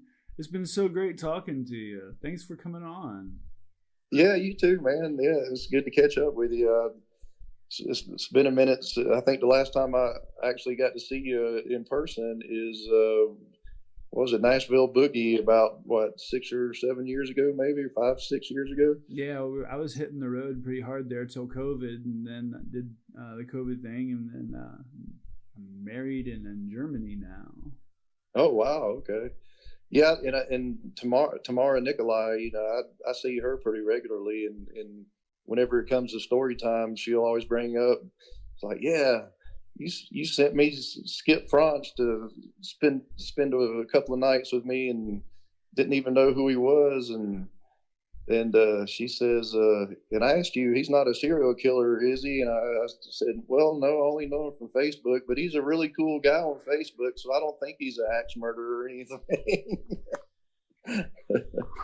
I guess I just give off a vibe. What can I say? Yeah, she still talks about the weekend that you stayed with him while you were coming through town. Oh, that was a party. Danny B. Harvey came over and hung up for a while too. Oh, is that right? Yeah, okay. Yeah. All right. Yeah, I haven't seen him in a while. Anyway. All right, brother. Well, like I said, it's been an absolute pleasure having you on, and stay safe out there, and we'll try to get as many people to this gig as we can. All right, great, man. I appreciate the opportunity, and keep in touch. And I'll let you know when we're headed to Europe, and maybe we'll be somewhere close by. But actually, that's the cool thing about Europe. You can go to a completely different country and probably only about a 6 or 8 hour drive, and you can be in an entirely different country. Well, we can talk Turkey off air and see what we can make happen as far as extra shows around this way goes. Sounds great, man. You got it. Take care, Buford. Thanks so much, man. All right. You too, Skip. Thanks, man. See you, buddy. All right. That'll be all for today. Remember, peace, love throughout the world, and don't forget to rock and roll.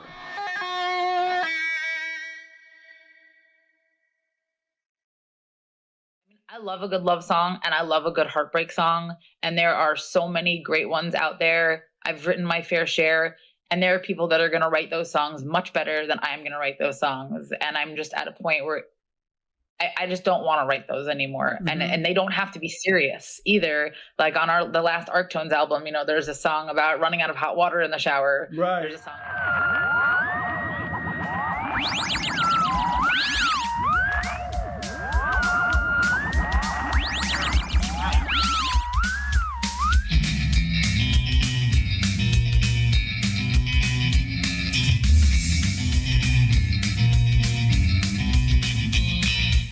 Feel like we had a couple years that were such a lull in life, and now things have just burst back and we're making up for lost time. Yeah, I totally get that. There was a minute where we all had to pack it in and figure out what we were going to be doing with life once we weren't on the stage, and that got a little tricky. And I'm glad to see that you're back at it. And this new single is killer. Like, tell me, what gave you the inspiration for it? Obviously, it's pretty it's pretty obvious what gave you the inspiration, but what made you be like, this needs to be a song now?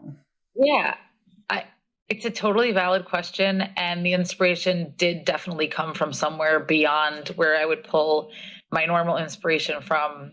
I definitely have a tendency of, maybe to a flaw of, writing like real positive songs for the most part. So writing a song that was so like real and kind of dark and a little political is not the norm for me. Although I guess maybe it's becoming a little more normal in the recent past. But so when, you know, as we just mentioned, when everything sort of slowed down and I found myself with a lot of free time, someone turned me on to this woman, Carolyn Scruggs, who was launching a online ukulele camp. And it was kind of like an international, open to anyone songwriting workshop, but with mostly using ukulele as the instrument for your writing. Not to say that you couldn't join on other instruments too, but so I had kind of just started playing ukulele a little bit before pandemic. And so when another great musician that I know mentioned it to me, I was like, oh, this would be a really fun thing to do together, and maybe something to just get the juices flowing and keep me occupied while I have no gigs right now.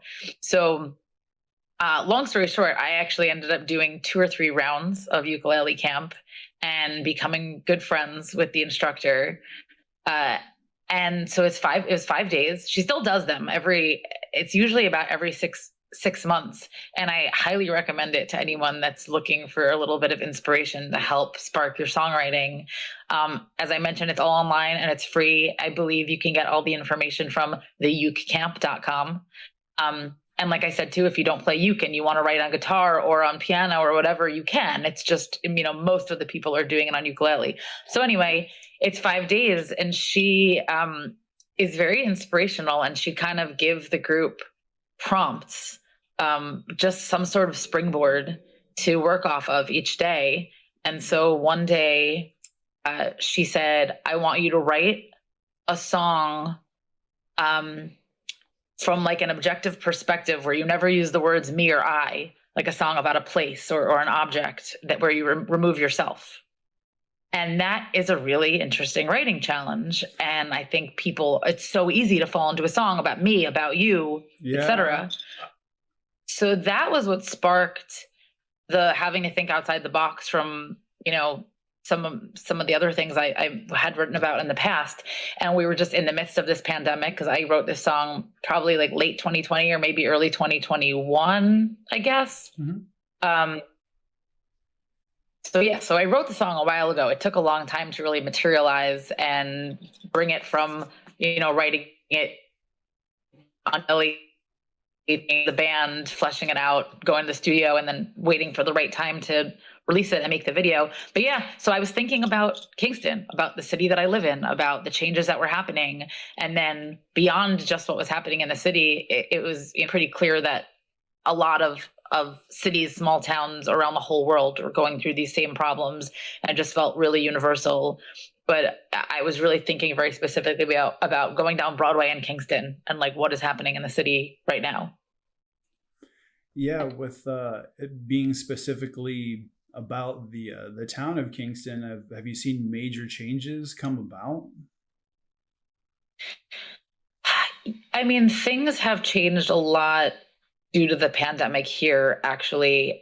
Since like, and I've heard that this has happened a lot of places that have a proximity to a major city, because we live in a city, but it's very small. It's like 30 to 40,000 people, but we're only 90 minutes from New York City. Mm-hmm. So when the pandemic hit, a ton of people that lived in Manhattan and Brooklyn that are suddenly stuck in their little apartments, or who suddenly have had their jobs become remote, ended up buying up so much property up here, sight unseen, buying stuff in cash, buying stuff for over asking price. And while in some ways it's nice to have like kind of fresh blood in the area, and it's nice that some new creatives have moved upstate, Yeah. but it also has really exacerbated the already troublesome housing crisis that we were having, Mm-hmm. and has made it worse than ever.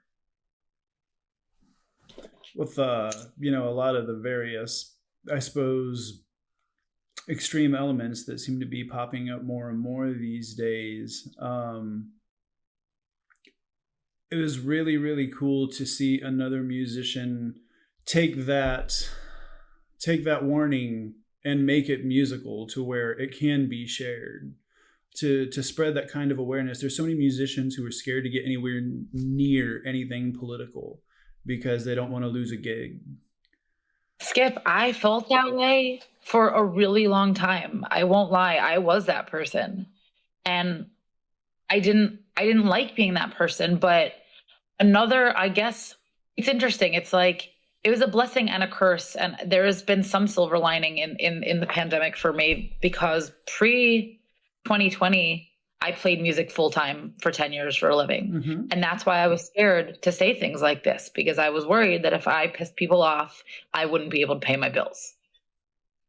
And that's what kept me from doing it. I always said, like, if I was that next level artist where I knew that I'd be making enough money, even if I pissed off, 20% of my fans, I would have done it. But, we're up and coming. Like, I don't have a giant fan base. I'm not Mm-hmm. making tons of money. It just was too scary for me to do that. But also, as a result of the pandemic, I started doing some other work outside of just playing music, which has, you'd think that it would have stifled me musically in some ways, but I feel like it's actually in certain ways given me more freedom. And this is a perfect example that since I have other revenue streams right now, I can say what I want, because if I lose some fans, like, I'm okay with that right now, because I know that I'll put food on my table. Well, they weren't your true supporters to begin with. If you lose them over you speaking truth to power, then they're not people really worth worrying about in your fan base anyway. You're right. I don't disagree with you. I don't disagree. But, people are so divided right now, and people love to get on their soapbox and get Mm-hmm. mad about something. And you know what? I actually will say that I'm surprised by how little pushback I've gotten. There's always going to be a few people, because once this song came out, once this song came out of me, not necessarily came out to the world. Right. It felt good. And then also within the past year, we wrote and released a productive rights anthem. Yeah. Yes, you did. And that we put out, and all the money, we raised to go towards Planned Parenthood. We raised like about $700 so far, just from selling like one single at a time. Mm-hmm. And again, that felt good. And sure, I had a little bit of pushback, but it wasn't as bad as I expected. Or if people were mad, they didn't really vocalize it. Right. Well, there's so many things that we might be divided on, but there's a good side of history and there's a bad side of history. And I think that because history has happened the way it has, and if we pay attention, we can learn from it, and we can use our voices as artists to ensure that history doesn't repeat, because music is shareable and personal. And it lives forever. That's right. And it says everything that needs to be said. It says it quickly, and it says it in a way that people can relate to it more than watching the news, for example. Definitely more fun than watching the news. I'm a civics junkie, so I get my kick from that kind of thing. I love watching legislative procedures. I'm just that kind of person. Oh man. I do it. I do it while I practice guitar licks. It's not being able to pay attention to the affairs of our public is a good way to be ruled by evil people. That is very true. I don't want to be ignorant by any means, but I also feel like I have to. There's only so much I can take in before the darkness and the pessimism of the world gets to me. Yeah, I get it. Watching the internal workings of the Senate and the House of Representatives is just something that I've always found kind of interesting, just how government actually works, and the rights that we've been given to protest, and then with those same rights you can make a protest song like that is going to reach more people than C-SPAN ever would. I wish that song reached more people than C-SPAN, but maybe this podcast is going to get us over the top. Well, bigger ratings than C-SPAN. I was so excited to talk with you about it because, like I said, so many artists they're afraid to say anything, that might be construed as off the spectrum of being politically neutral, just to save face. Whereas this is a time where it's time to use our voices. You're really right. And I have a friend who she lives in Austin, Texas. She's the president of Girls Rock Austin, where they teach youth in the Austin area, how to play instruments, how to empower themselves, how to use their voices, etc. And she made a good point of the possibility of turning your band into a non-for-profit if you then kind of had a goal and a mission of writing more politically charged songs and raising money. Not to say that, we need to starve as musicians, but if we could kind of have a mission statement that was, let's have a message, let's, have our music have a message and help do some good in the world, you could technically have your band become a non-for-profit, which I'd love to look more into that.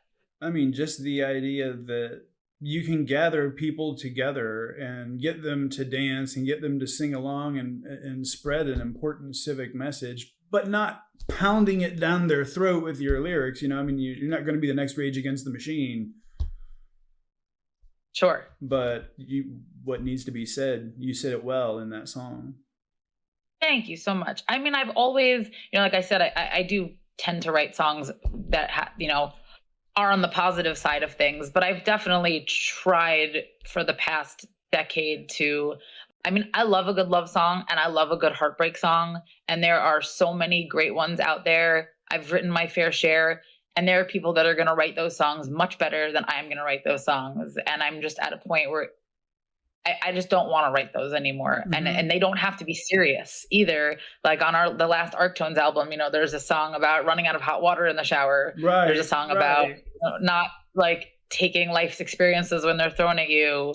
Of course, drinking songs, but I guess you go out on the road and you live life as a musician, just topics pop up and they make for good songs that you typically wouldn't be able to get the inspiration for unless you were out there. And the cycle just kind of repeats itself. It's really beautiful. When you were talking about being able to kind of step away from when you're writing, using I, you, and that kind of thing, I literally have the exact opposite, because my songs are stories. I basically just give the listener all the details and they can paint their own image. But rarely do I write a song with I in it. And it's super interesting to see, just how different songwriters come up with their own challenges and then how they overcome them. And it sounded like by you going to that youth camp and them giving you that assignment, that really springboarded that. Oh, good. It really, I loved the idea of just getting some direction. You know, because it's songwriting is overwhelming, at least to me sometimes. It's like, where do you start? What idea do you run with? What vibe are you looking for? Is this going to be fast or slow, minor or major? Who am I appealing to? What kind of mood am I in? And like, so having somebody just kind of say to me, all right, today I want you to kind of run with this idea. Yeah. Was really helpful. Yeah, just I'm sort of the same way in that I can write a song or a story about anything, but I just have to have that initial idea. And you know what it's like too, to have that quality filter where you come up with something and you're like, not quite good enough, or you write a line and you're like, oh, nope. It's like it'd be so easy to just lay it down and have the song done in 3 minutes, but you just have that filter that you pass through. You're like, it's kind of my name attached to it. Yeah, but you know what? A song can theoretically be ever changing. Yeah, it's true. I mean, when it's your art, you can do with it what you like. Yeah, even someone else's song. I mean, that's the best covers of songs, I think, are when someone interprets them as their own. Absolutely. Well, I guess suppose now's the time where if you have any addresses or websites you want to get out there for everyone to hear this single. Yeah, for sure. I also will mention quickly, I wrote a few songs in this youth camp that have come to light, and we're getting ready to put out another single that I had written in the same time frame. And I think the inspiration was to write a song about one of the elements. And I wrote a song about how, at least I think the song, it always makes sense. But at the time I wrote it, it was about sitting around the fire with your friends. And back then that was like the only safe way to really spend time with each other when the rolled out. We spent a whole winter of just sitting around a fire outside with our friends. But, it's really about just being with your loved ones and hanging out at a fire, having a party, playing music. Yeah. But we just finished a music video for that, and we're going to be putting that out in the next month or two. So stay tuned for that. As for this single, it's called The City's Scared. And pretty much anything, all our videos and music and links and everything can be accessed directly from our website, which is larahope.net, LARAHOPE.net. And you'll see there's info for this single right towards the top of the page. And I definitely can't wait to have you on for a longer episode, and we'll be able to cut up a bit more. You're pressed for time, and I understand that. It's been such a pleasure having you on. Thank you so much. I really hope that we can make it your way one of these months or years and hang out and play in Germany. Well, if you end up coming over this way, let me know. We'll talk some turkey offline and see what can happen. Yeah, that'll be great. Thank you so much for coming on, Lara. It's great seeing you. Thank you, Skip. You too, my friend. Take care of yourself. Bye. All right. Bye. All right. That'll be all for today. Remember, peace, love throughout the world, and don't forget to rock and roll.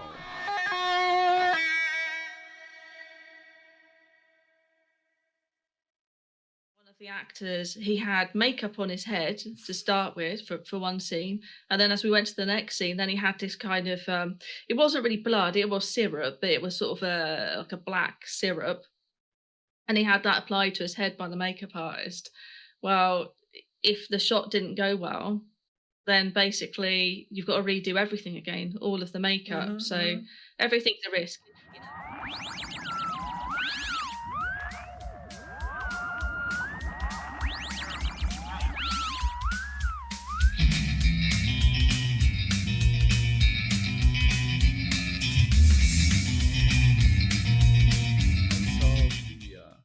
The We Belong Dead magazine advertisement that you put out there with The Shining in it.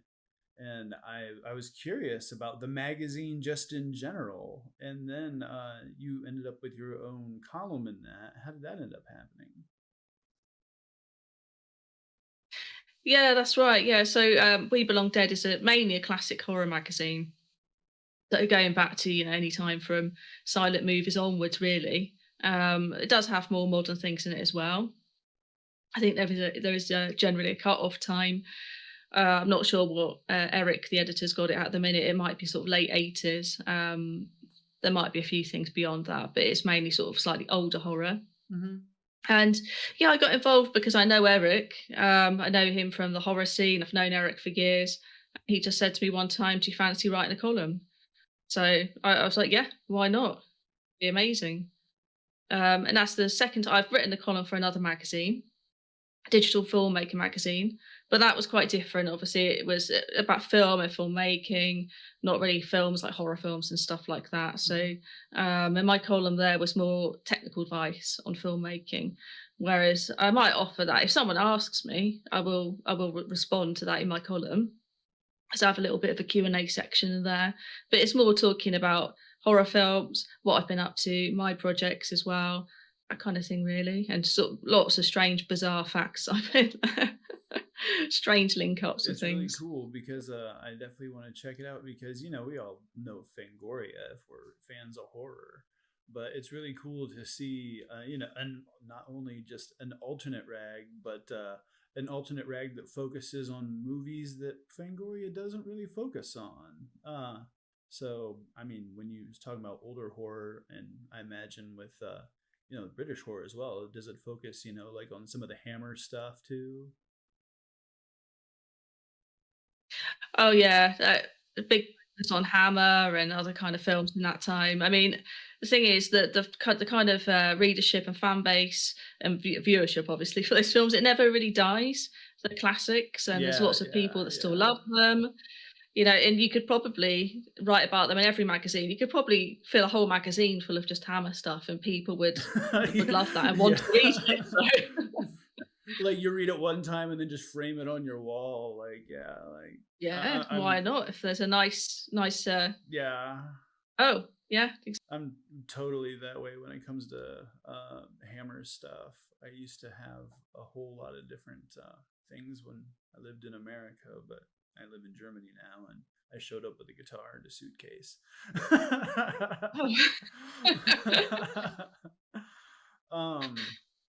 As far as making film goes, when you decided to pull the trigger to really, really go for it, and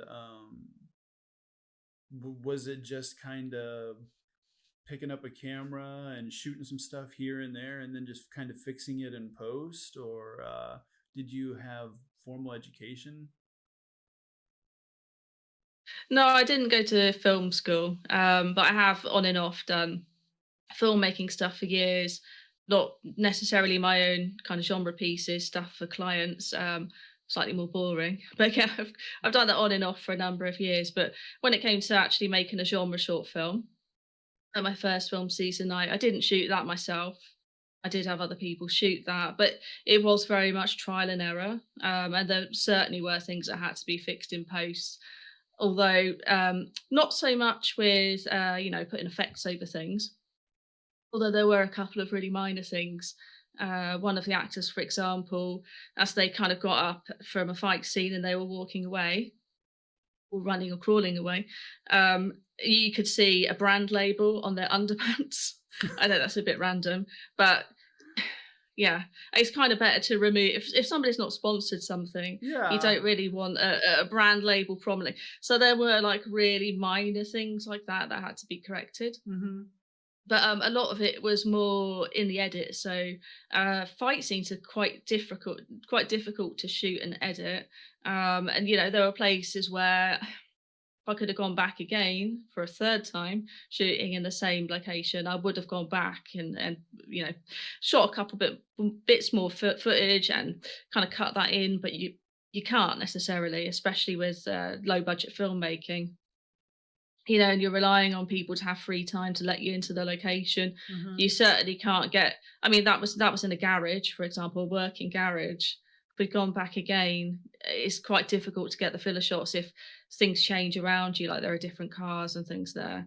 Sometimes people won't pick up on that, but sometimes continuity can be a little bit more obvious for viewers. So. Mm-hmm.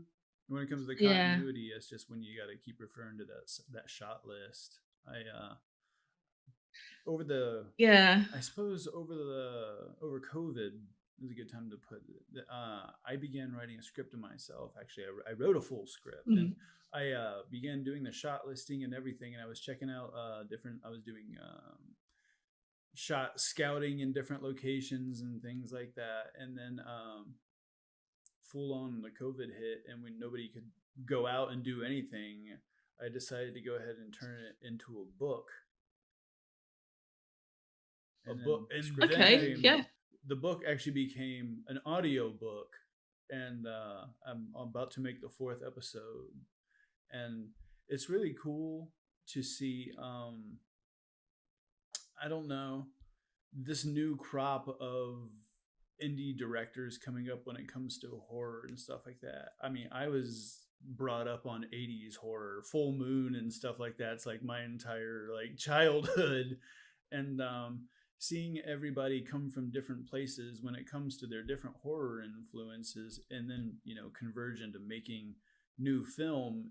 It's one of the best parts, I think, about as art progresses and stuff like that. Is there one kind of inspiration that always shows up in something that you're writing or working on, no matter what? You're like, you have to kind of always give that little nod. Yeah, exactly. I mean, like you said, as you start writing something, things kind of build on top of that, don't you? As you get inspired.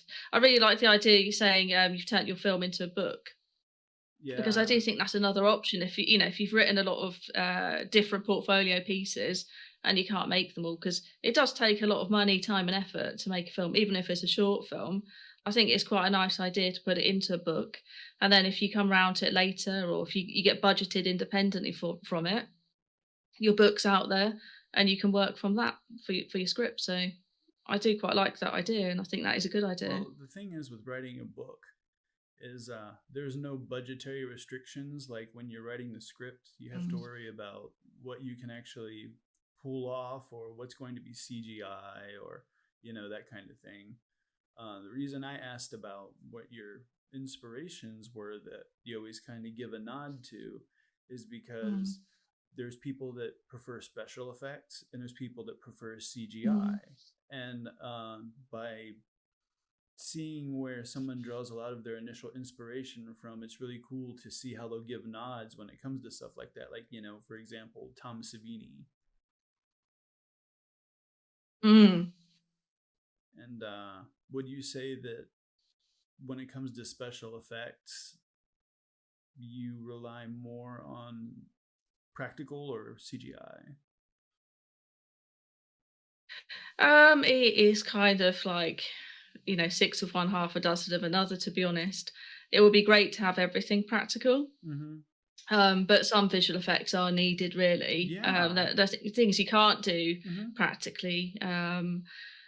I would, if it's something like a monster or something like that, it's better to do it practically. Right. And saying that, so in my film Season Night, obviously it's werewolves versus vampires. Vampires are very easy. You just stick a pair of fangs in, and that's all you really need to do. But when it comes to werewolves, obviously, there could be potentially quite a lot of makeup involved. Yeah. And I had one of my special effects guys. They had this full werewolf suit and everything, and it did look great in still images. But then when we came to film this scene with the werewolf in, which was going to be in like 50% shadow to kind of hide the suit a little bit, so you're just seeing the face and a bit of the body shape, it did not work at all. Although it did look great for still images, it just didn't work for video. It wasn't good enough really for that. So that's why the only actual werewolf you see, which is it's not a visual effect, it is a shadow, and that is the shadow of the person in the suit kind of cast on the wall. And I had to basically just run with that, really. And I mean, I could have said, perhaps we should create, a CGI werewolf or something, or a CGI overlay, but that's a lot of work for somebody to do that for a very low budget short film. Right. Yeah. And so I would like tend to go practical. but there are a lot of visual effects that you won't actually see. So kind of like overlays on things, subtle things in there. That's more kind of where I go in my direction for the visual effects. But if somebody does that well, it's I think fantastic. that there's some people who they're just purists when it comes to not using digital effects, and there's two things. Number one, not all of us have the Stan Winston budget. We can't hire an entire warehouse to take care of our special effects needs. And then the secondary one is with digital effects, it's the same thing as when you're writing a book. I suppose you no longer have those budgetary restraints. As long as you have someone that can do it right, make it look right, and I don't know, you approve of it, and obviously it passes through your quality filter. I think that digital effects can be a honest to God blessing for independent artists, especially when it comes to making horror, because gore is not easy to replicate. Yeah, exactly. I mean, there is something to be said about the digital blood splatter, though. It doesn't always look great. I think it's quite difficult to do blood digitally. Um, so practically, it is better. But then on the other hand, if you've got a scene and you're working with a low budget and you've got one chance to get the shot right, and you're using stage blood, and then after that you've basically you've got to clean up the area to reset. You might not have time to do that. So yeah, yeah. So I understand why people would use it, but it is quite difficult to get CG blood right. I completely understand, and that's actually something that the horror genre has to deal with specifically when it comes to our craft. Well, I've never made a horror movie, but the craft of horror movies is because we have to deliver when it comes to horror. Romance, you can have a little gore in there and stuff if it's a war picture, that kind of thing. But when it's a horror movie, people come for one thing. They come to be scared, get their adrenaline up, and then leave and know that it was a safe experience the whole time. But you want to trick them and the whole time into being like, this isn't a movie. And like you said, CGI gore can be difficult to do. It seems to be getting better and better throughout time, and you really have my sympathies when it comes to having to do a live shot of special effects of blood, do the whole shot, and then clean everything up. Exactly, it's really difficult. Even if it's not that. For Salient -10, for example, one of the actors, he had makeup on his head to start with for one scene, and then as we went to the next scene, then he had this kind of it wasn't really blood, it was syrup, but it was sort of like a black syrup, and he had that applied to his head by the makeup artist. Well, if the shot didn't go well, then basically you've got to redo everything again, all of the makeup. So everything's a risk. That is why the lower budget you go, there are shots that don't always look amazing because there are different factors. You can't reshoot stuff. Yeah, And you do kind of need more time and budget for that. yeah, and getting the continuity right of it too. Mm. Yeah, exactly. I do tend to assign I usually have photographers and stuff on my films, and I'll maybe give one of them a bit of a continuity role as well, just to make sure between scenes that everything is kept the same. But you can't always do that. I mean, usually on a very small independent production, you've got people doing multiple jobs, so it's quite hard to keep track of everything, and people are working super hard and working in not particularly nice conditions a lot of the time, cold, wet, outside. It can be tricky. I think I asked earlier, and we never got around to it. is there any artist that anytime that you're making something, you sort of always have to give a little nod to? They always show up in whatever art that you're making? Yeah, nobody specifically, Yeah. but for Salient -10, there is a bit of a Kubrick influence there. Yeah. You'll see if you look at the font, it's the same as one of his films. It might have been 2001, I think. And obviously using the Barbican, which is quite a retro-looking building in London, was quite Kubrick in the way it looks. I don't think he ever did shoot anything there, but it is quite Kubrick. So I did have a little bit of that going on. Obviously, as soon as you get into the woods, all that's lost. There's no real influences there. But yeah, I wouldn't say there's one person I take influences from or anything like that. There are just sometimes, it can help you in the creative process when you look at other people's work. You do get inspired by that. And so things will, exactly. So things will naturally filter in, at some point. And that it can be any kind of creative thing you're doing, really, not necessarily filmmaking. Speaking of Kubrick, just looking at the blocking that he uses, just an amazing example of just being able to, I suppose, give the nod to somebody, but also really learn and use what they gave to us. The blocking for Clockwork Orange in some places just absolutely brilliant. I mean,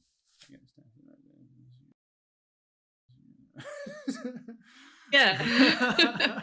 Yeah, actually, I've got a bit of a Clockwork Orange link for you. So Roy Scammell, who was the fight coordinator on my first film, Seize the Night, he was involved in a Clockwork Orange. So there's a scene where they break into a house and they kind of do a dance as they're torturing the woman. He choreographed that. Oh, that was him. How about that? Because and then Malcolm McDowell said that he just improvised doing singing in the rain along with the dance. So he might have influenced that. Yeah, he might have done that as well. But yeah, Roy was the choreographer for that. That's absolutely brilliant, because just the use of zoom in that entire scene, second to none. Kubrick is just a genius, I swear. So you're nominated for the Rondo Hatton Award. Yes. What's that about? Yeah. It kind of it's about classic horror. So hence the We Belong Dead column and stuff, kind of getting in there. But so I don't know how many years the Rondo has been going on for. I assume it's like 20 something years. But yeah, it's kind of awards anyone that's got something to do with horror that year or the previous year. The awards are always a year later. So it can be anything to do with magazine columns, magazine articles, magazine covers, films that have come out that year. And they don't have to be classic horror. They can actually be like modern horror as well. TV programs, podcasts, websites, no, the list is endless. There are so many different categories now, and people kind of vote in for those different categories, and and then there's an award for each category. So the person that runs that probably has quite a lot on their plate with that, and they do an award ceremony, and the awards are really nice and they're really well respected. I saw Rob Zombie's Monsters is up for an award as well, so it's nice to be in something that he's in as well. Right. Some really, really cool films, really cool magazines and stuff, and people nominated. Just seems like you're going to be in some really cool company when you go to that. And I think that everybody that's listening should go and vote, because I suppose this is the time where if you have any plugs, any websites, any addresses, now's the time. Yeah, exactly. Well, it'd be nice if people like my column in We Belong Dead. It'd be lovely to get a vote. I'm up against some real kind of hardcore talent there: Barbara Crampton, Kim Newman, and other people for that particular category. So I don't think I'll win, but it's always really great to be nominated. And obviously, if people did vote, then I might stand a chance of winning. But yeah, in terms of if anyone wanted to check out any of my work or anything like that, if they just go to emmadark.com, there's all kinds of different links and stuff off there to YouTube, Vimeo, IMDb, Facebook, Twitter, Instagram, all of that kind of stuff, really. Thank you so much for coming on the show. It's been so cool getting to talk to you and ask these questions and get a little bit of behind the scenes as to what's going on. That was just such a cool article. Well, thanks very much for having me on, and good luck with your book, your film. I listened to some of your music as well, and I thought that was great. Well, thank you. It sort of was very Tarantino. I thought great in a Tarantino film. Thank you. If you ever want to use any, just let me know. Yeah, that would be great. Thank you. I can't wait to have you on again, and so we can talk about what's going on with your next project you got going. That'd be amazing. Thanks very much. It's been an absolute pleasure, Emma. Thank you. All right. That'll be all for today. Remember, peace, love throughout the world, and don't forget to rock and roll.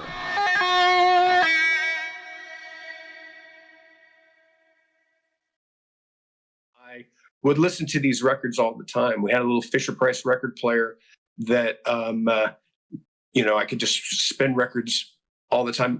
When my parents had the same record and they had a scratchy one and a less scratchy one, we'd get the scratchy one, so they didn't really care. At the same time I was learning how to stack blocks, I was dropping the needle on this little Fisher-Price record player.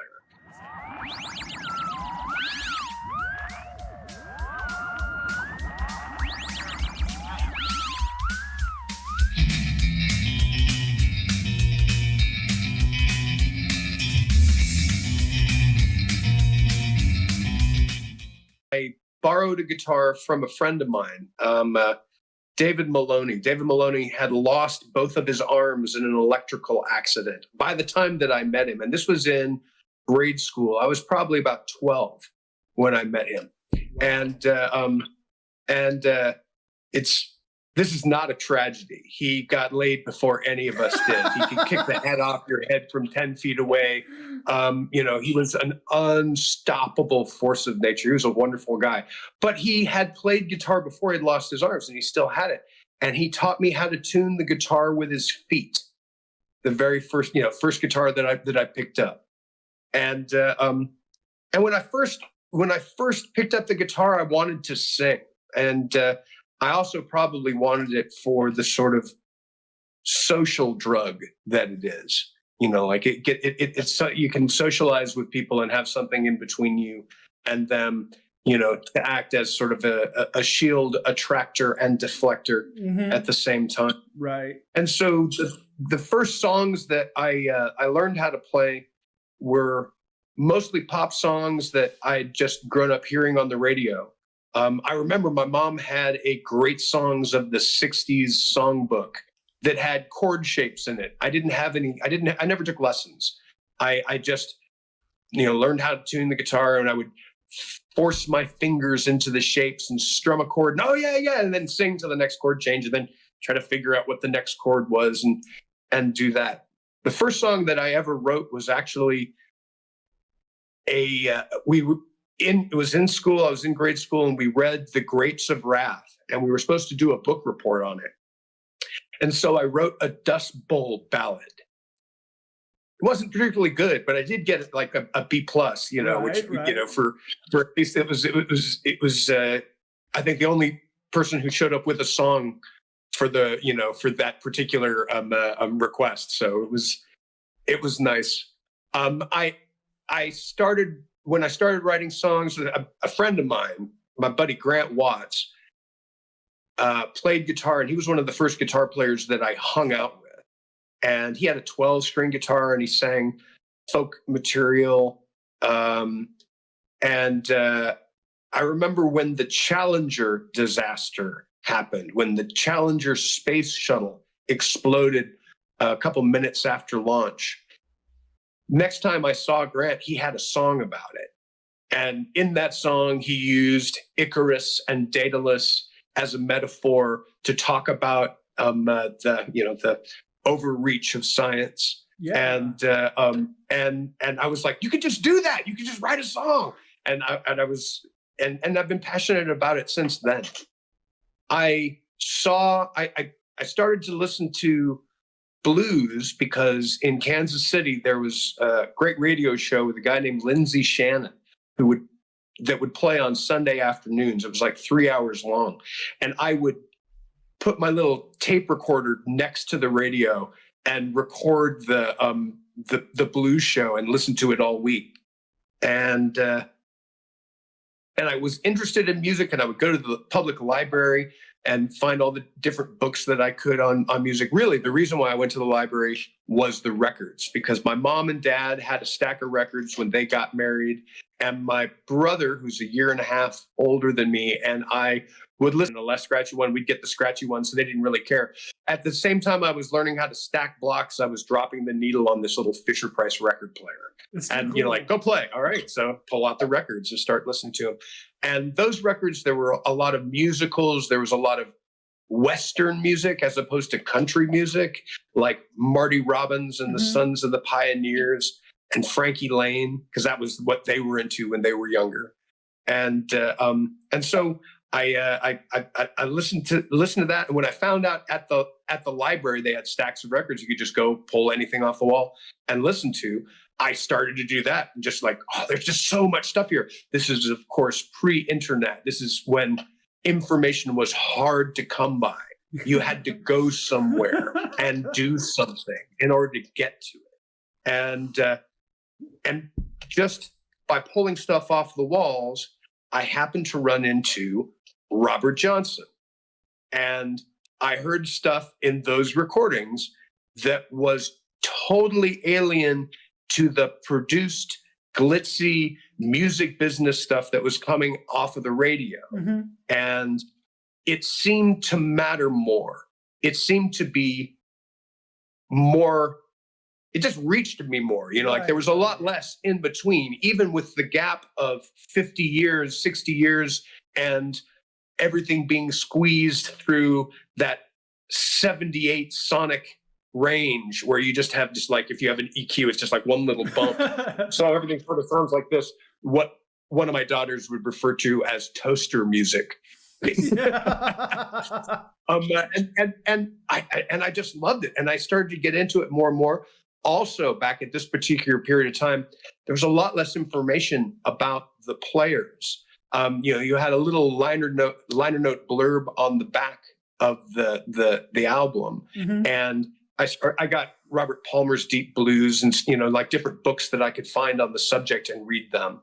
But so much of it was, it seemed, myth and legend.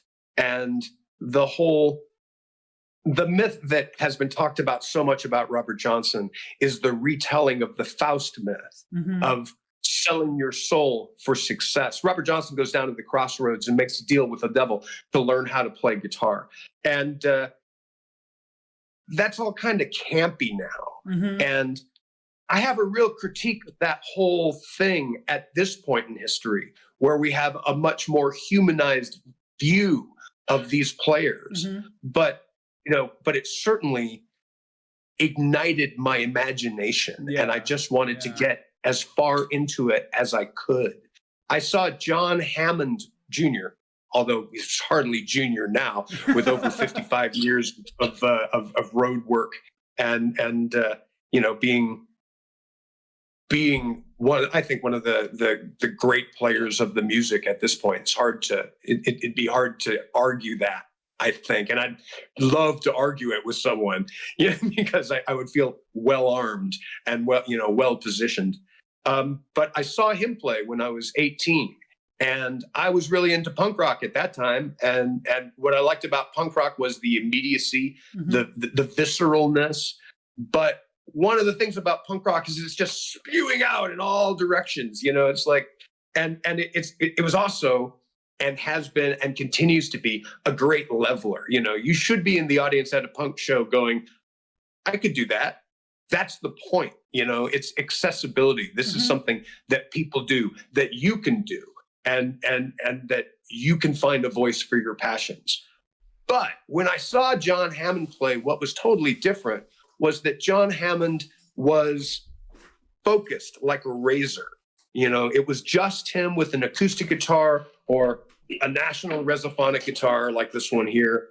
And it was so immediate and so personal and so human. There wasn't all the extra noise. There wasn't all of the, just like the things moving in all directions. It was right here, right now. And I remember I took a date with me, and so she and I showed up to this place, the Jazz House in Lawrence, Kansas, and it was $6 at the door. And I was like, $6? I don't want to pay $6. That's $12. And the guy at the door, he knew the deal. He was like, listen, if you don't like it, I'll give you your money back. And so, okay.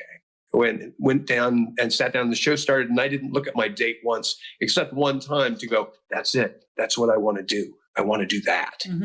Mm-hmm. And so I feel like that's what I've been trying to do. I mean, I certainly, there was a time when I really studied, when I really worked on John Hammond's style and the stuff that he did. But now I've certainly moved on to a lot of, because there's so much great music out there in this canon of Americana acoustic guitar, solo or small combo performances. Yeah. And it's constantly rewarding. You can just dig into it and get deeper and deeper.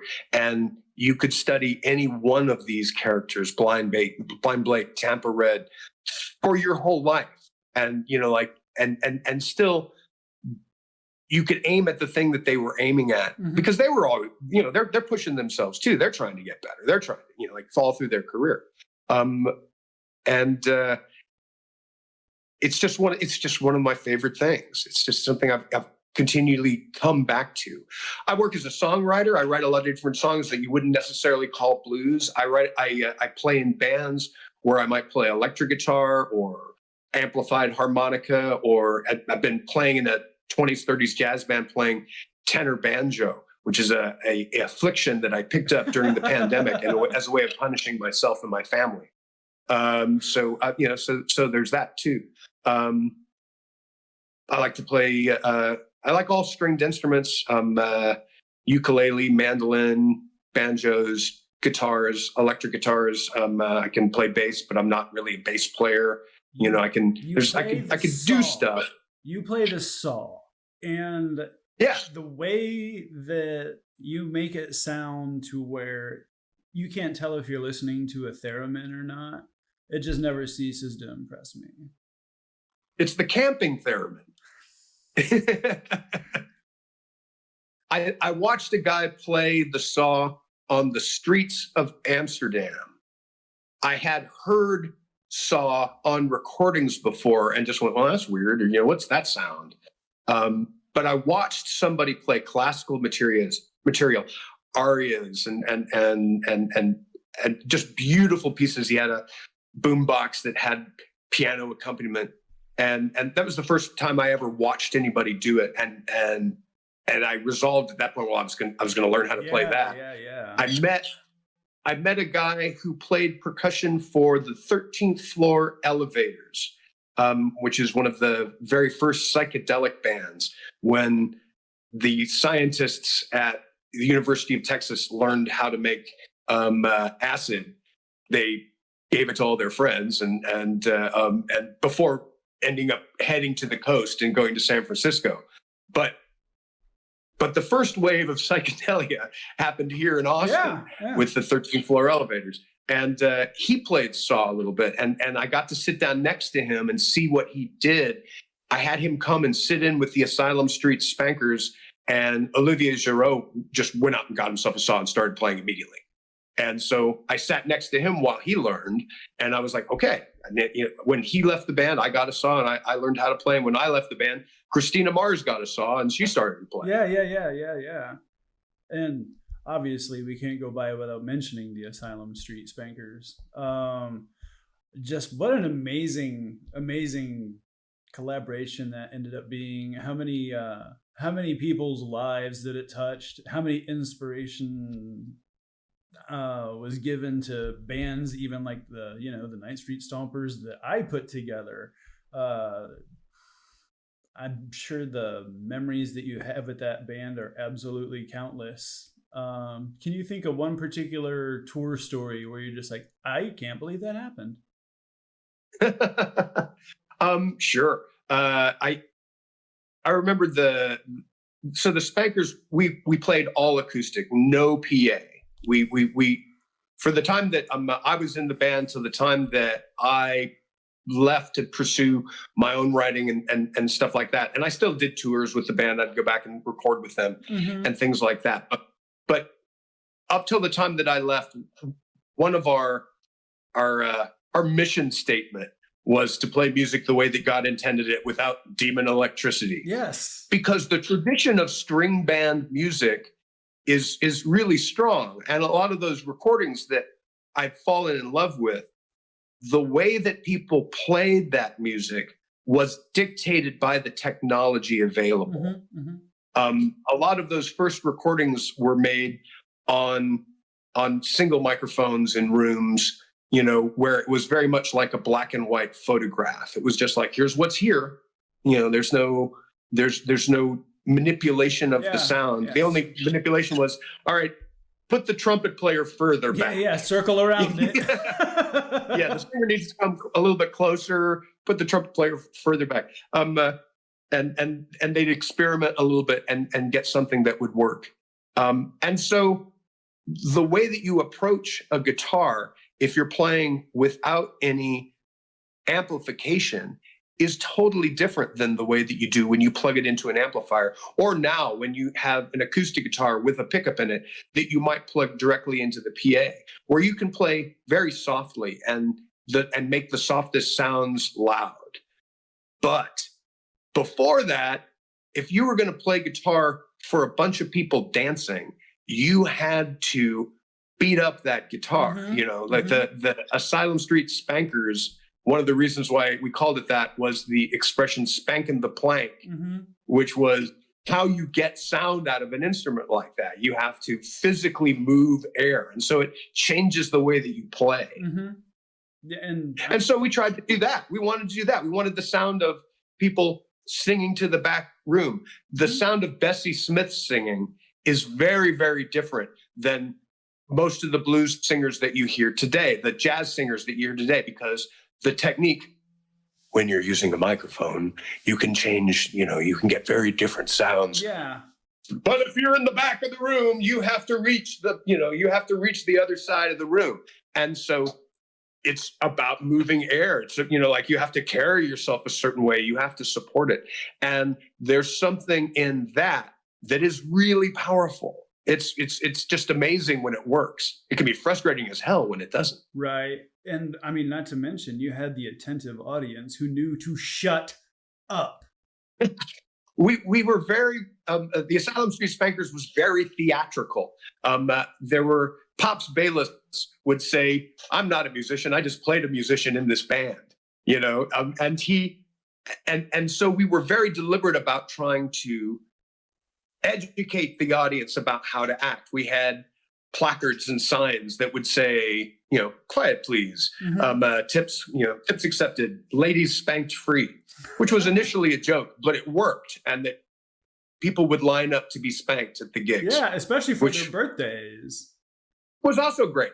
I just, like I said, with that band, you all got me through some really hard times too. So, thank you for that music. It really not just impacted my life, but I'm sure it did several people's also. Once upon a time, I read that you went to Tibet. I went to Nepal. I actually never went to Tibet. Okay. When I was 33 years old, I went climbing in the Himalayas. A friend of mine had done some trekking before and said, "Hey, you should come with me." And I'd never been to that part of the world before, and I was very interested. I was like, "All right, let's do this." And I flew in to Kathmandu, and then took a little plane to Lukla, which is the last airport on the way up into the Himalayas in the Gokyo Valley, in the area where Everest is. And it's a weird little airport because you have to land on a strip that's at an angle like this. So you're flying through the mountains and you dive down into a valley, and you're diving into this valley, and at the last moment you pull up and then you land at an angle. Whoa.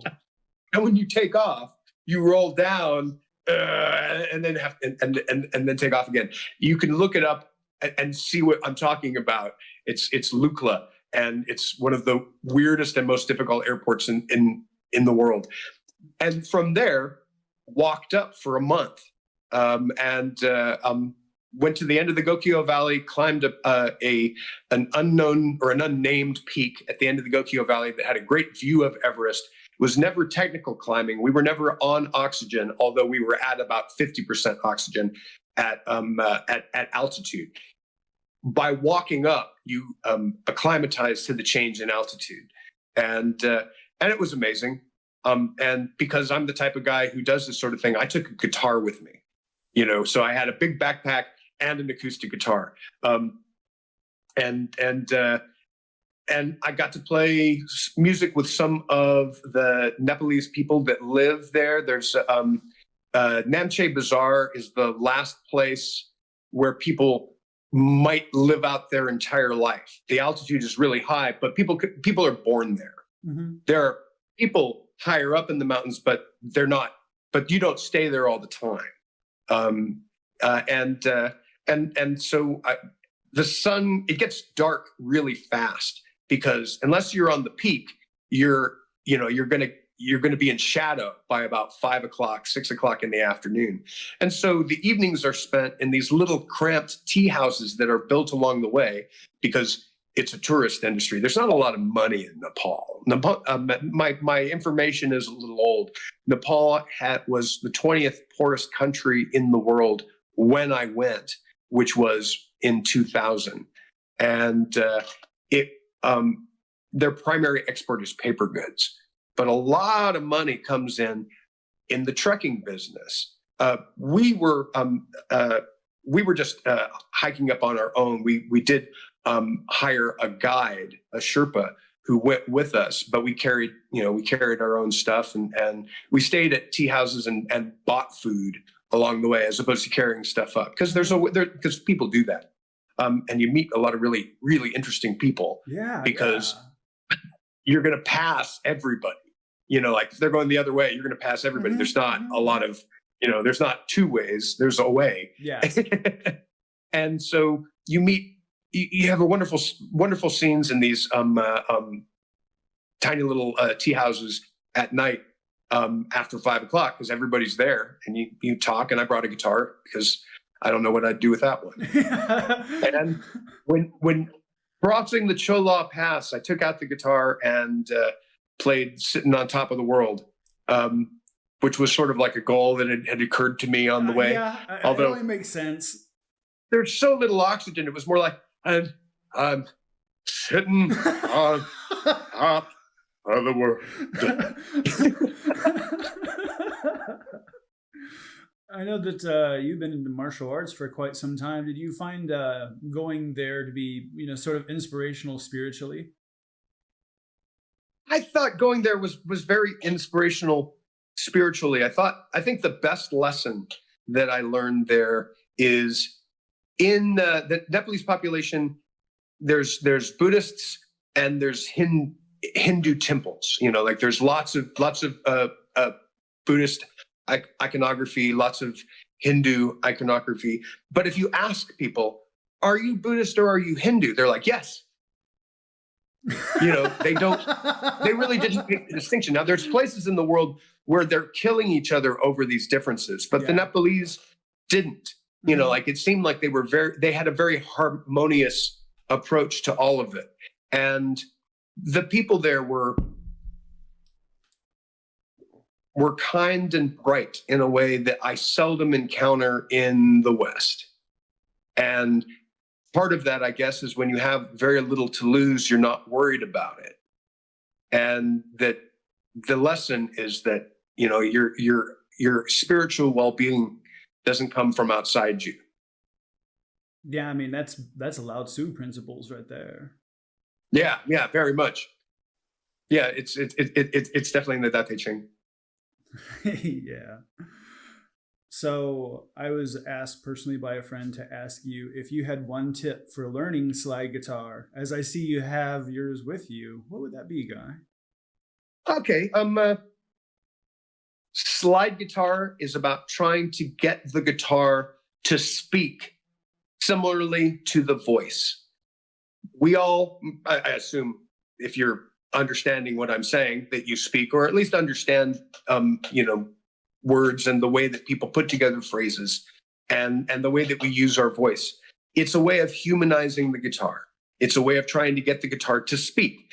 And so there are some things that will help you in your quest to try to use a bottleneck and a guitar to make that sound. And that's having thicker strings and higher action, so that when you're pressing pressing the slide against the strings, you don't have to press it so hard that it frets the string. You don't want to press it down so that it touches the frets, but rather the slide itself becomes the fret.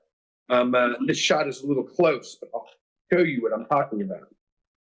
So this is a National Resophonic guitar. You don't need a resonator guitar to play slide, but I find that the sounds that the resonator makes really work well for slide. So what I'm trying to do when I play is to touch the string, but not fret the string. If I fret it with my finger, it would be like, If I use the slide, I can get all those spaces in between, which is the same sound you'll get while bending the string. But there's just something really special about that slide guitar sound. And ever since I first heard it, it's been something that I've been trying to do, trying to be able to replicate and to use, to be able to speak through the guitar. One of the reasons why I got into the harmonica, which was my first instrument, was because it's so vocal. It's easy to understand what you're trying to do. You're not trying to play as many notes as you can. Yeah. You're trying to speak, you know, like you're going to say something.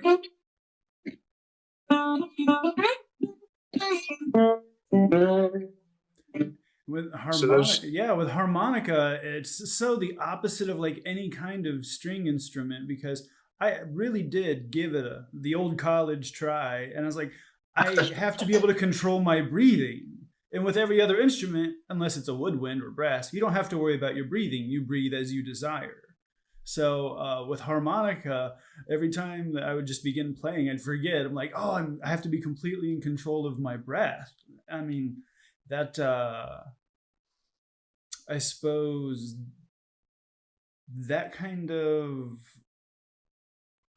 I'd say, that sort of musical brain usually doesn't end up working hand in hand with the strings, but then there are people like yourself that can also play strings and harmonica at the same time, and just blows me away, man. Like it takes a long time to internalize all that.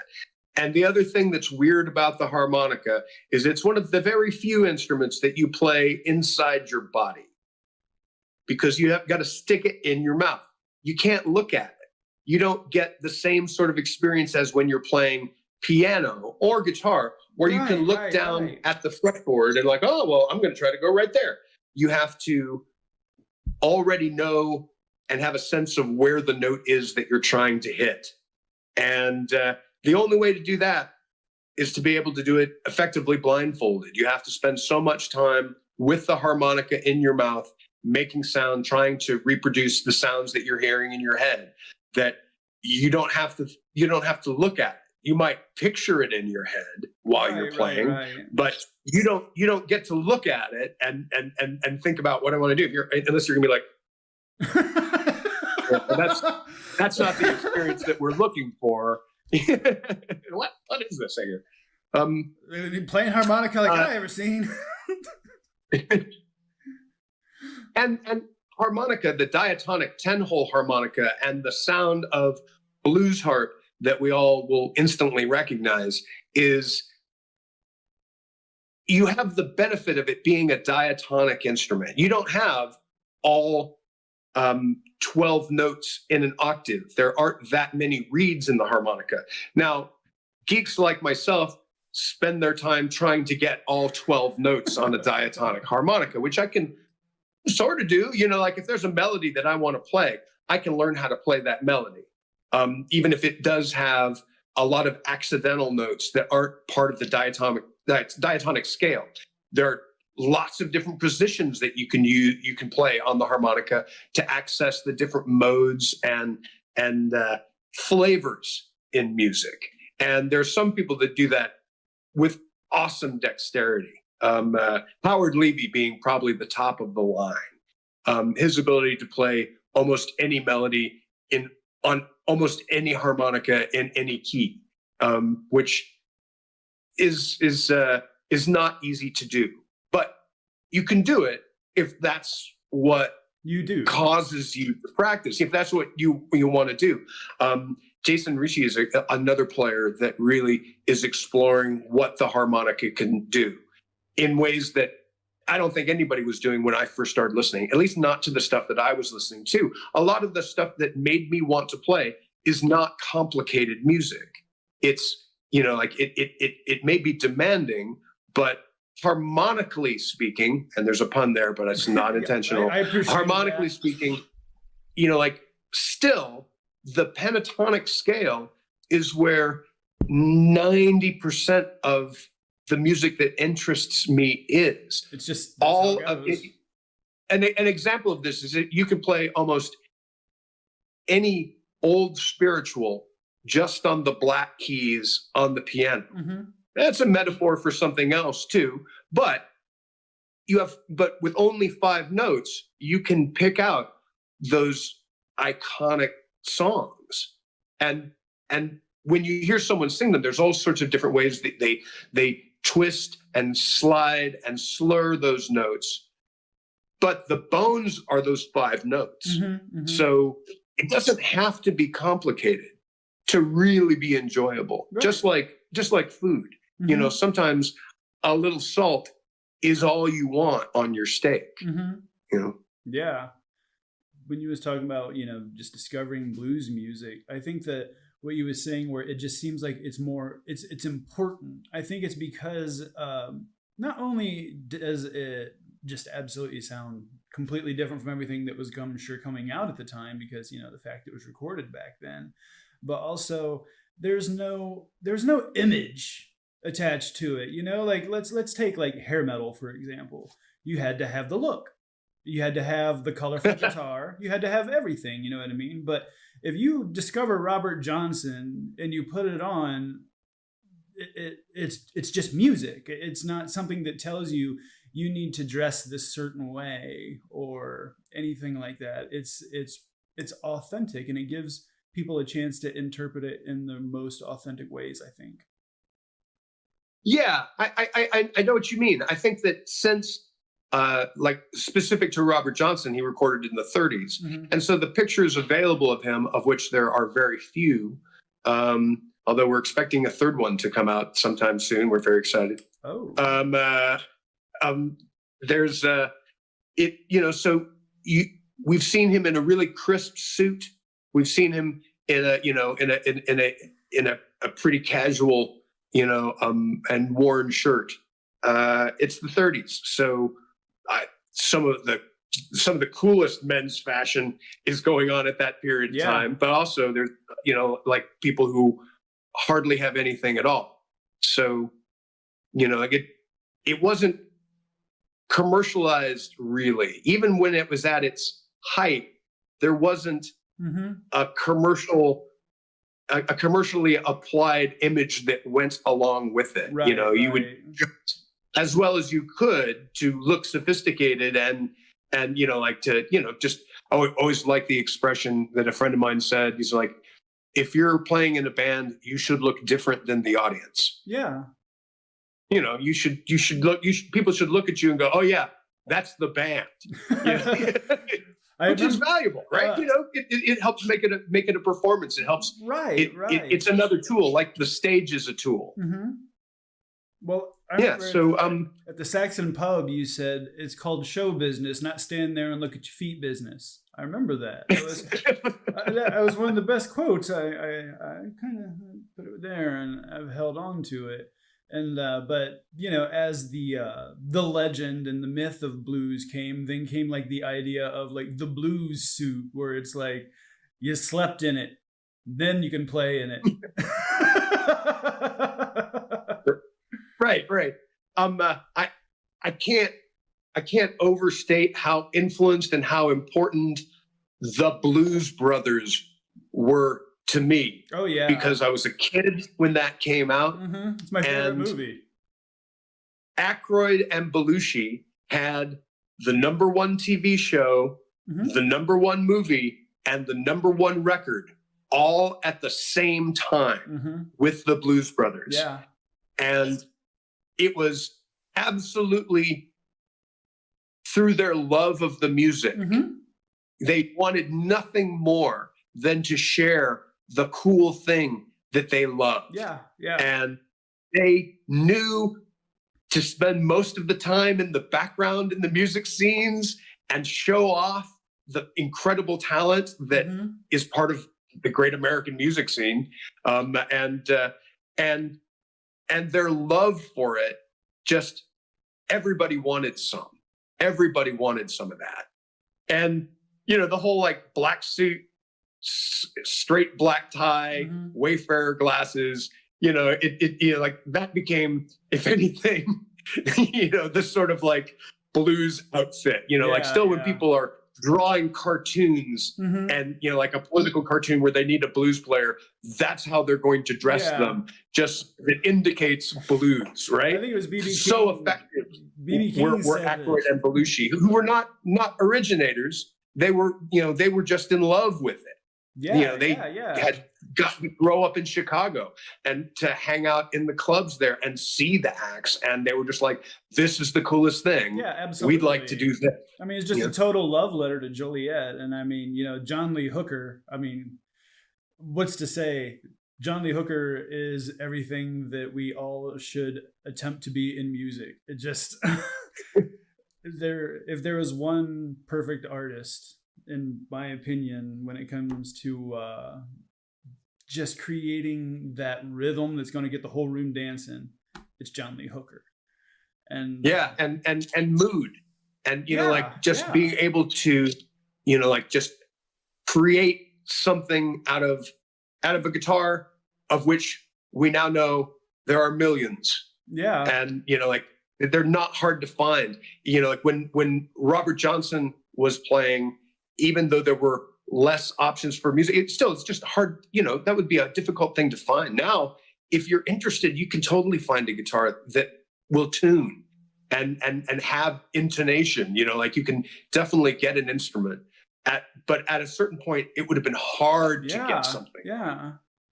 Hooker was could just create a whole world with his foot and 2 notes. 1 chord. Just be like, tap, tap.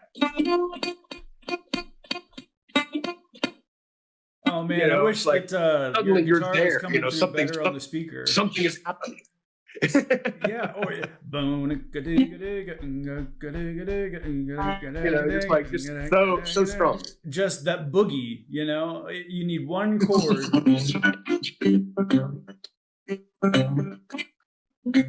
Yeah, I wish your guitar was coming through better through your phone. Unfortunately, it's barely picking it up. It's picking your voice up, but not the guitar. And lame.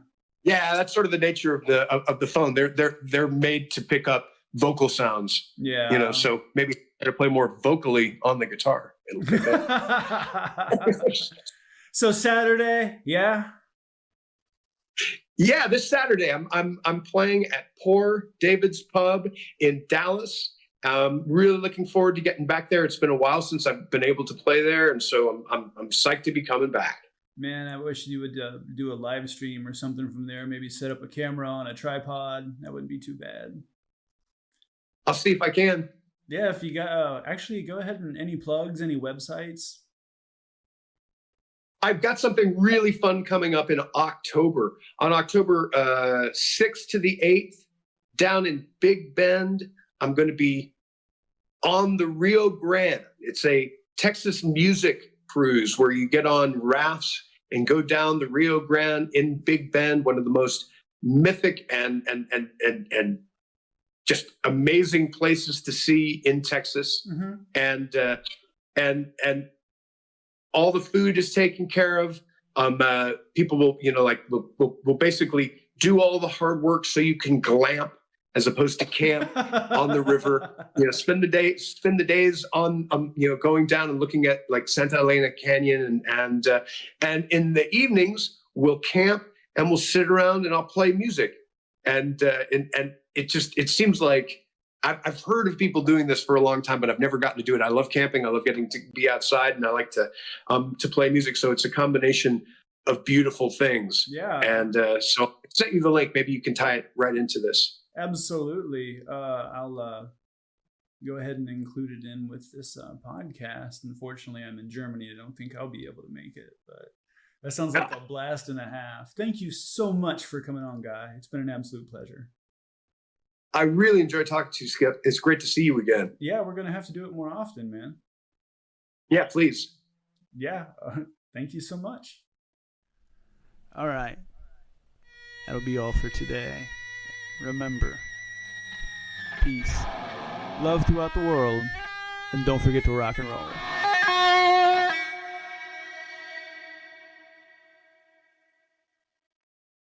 And steel players are notoriously kind of shy and reclusive. Yeah. I mean, they're not used to being in the lead like that. Yeah. So right up there in front. It took a while to find people now, but now we've got a solid. And now I've got people kind of beating on the door that want to play. It's so cool.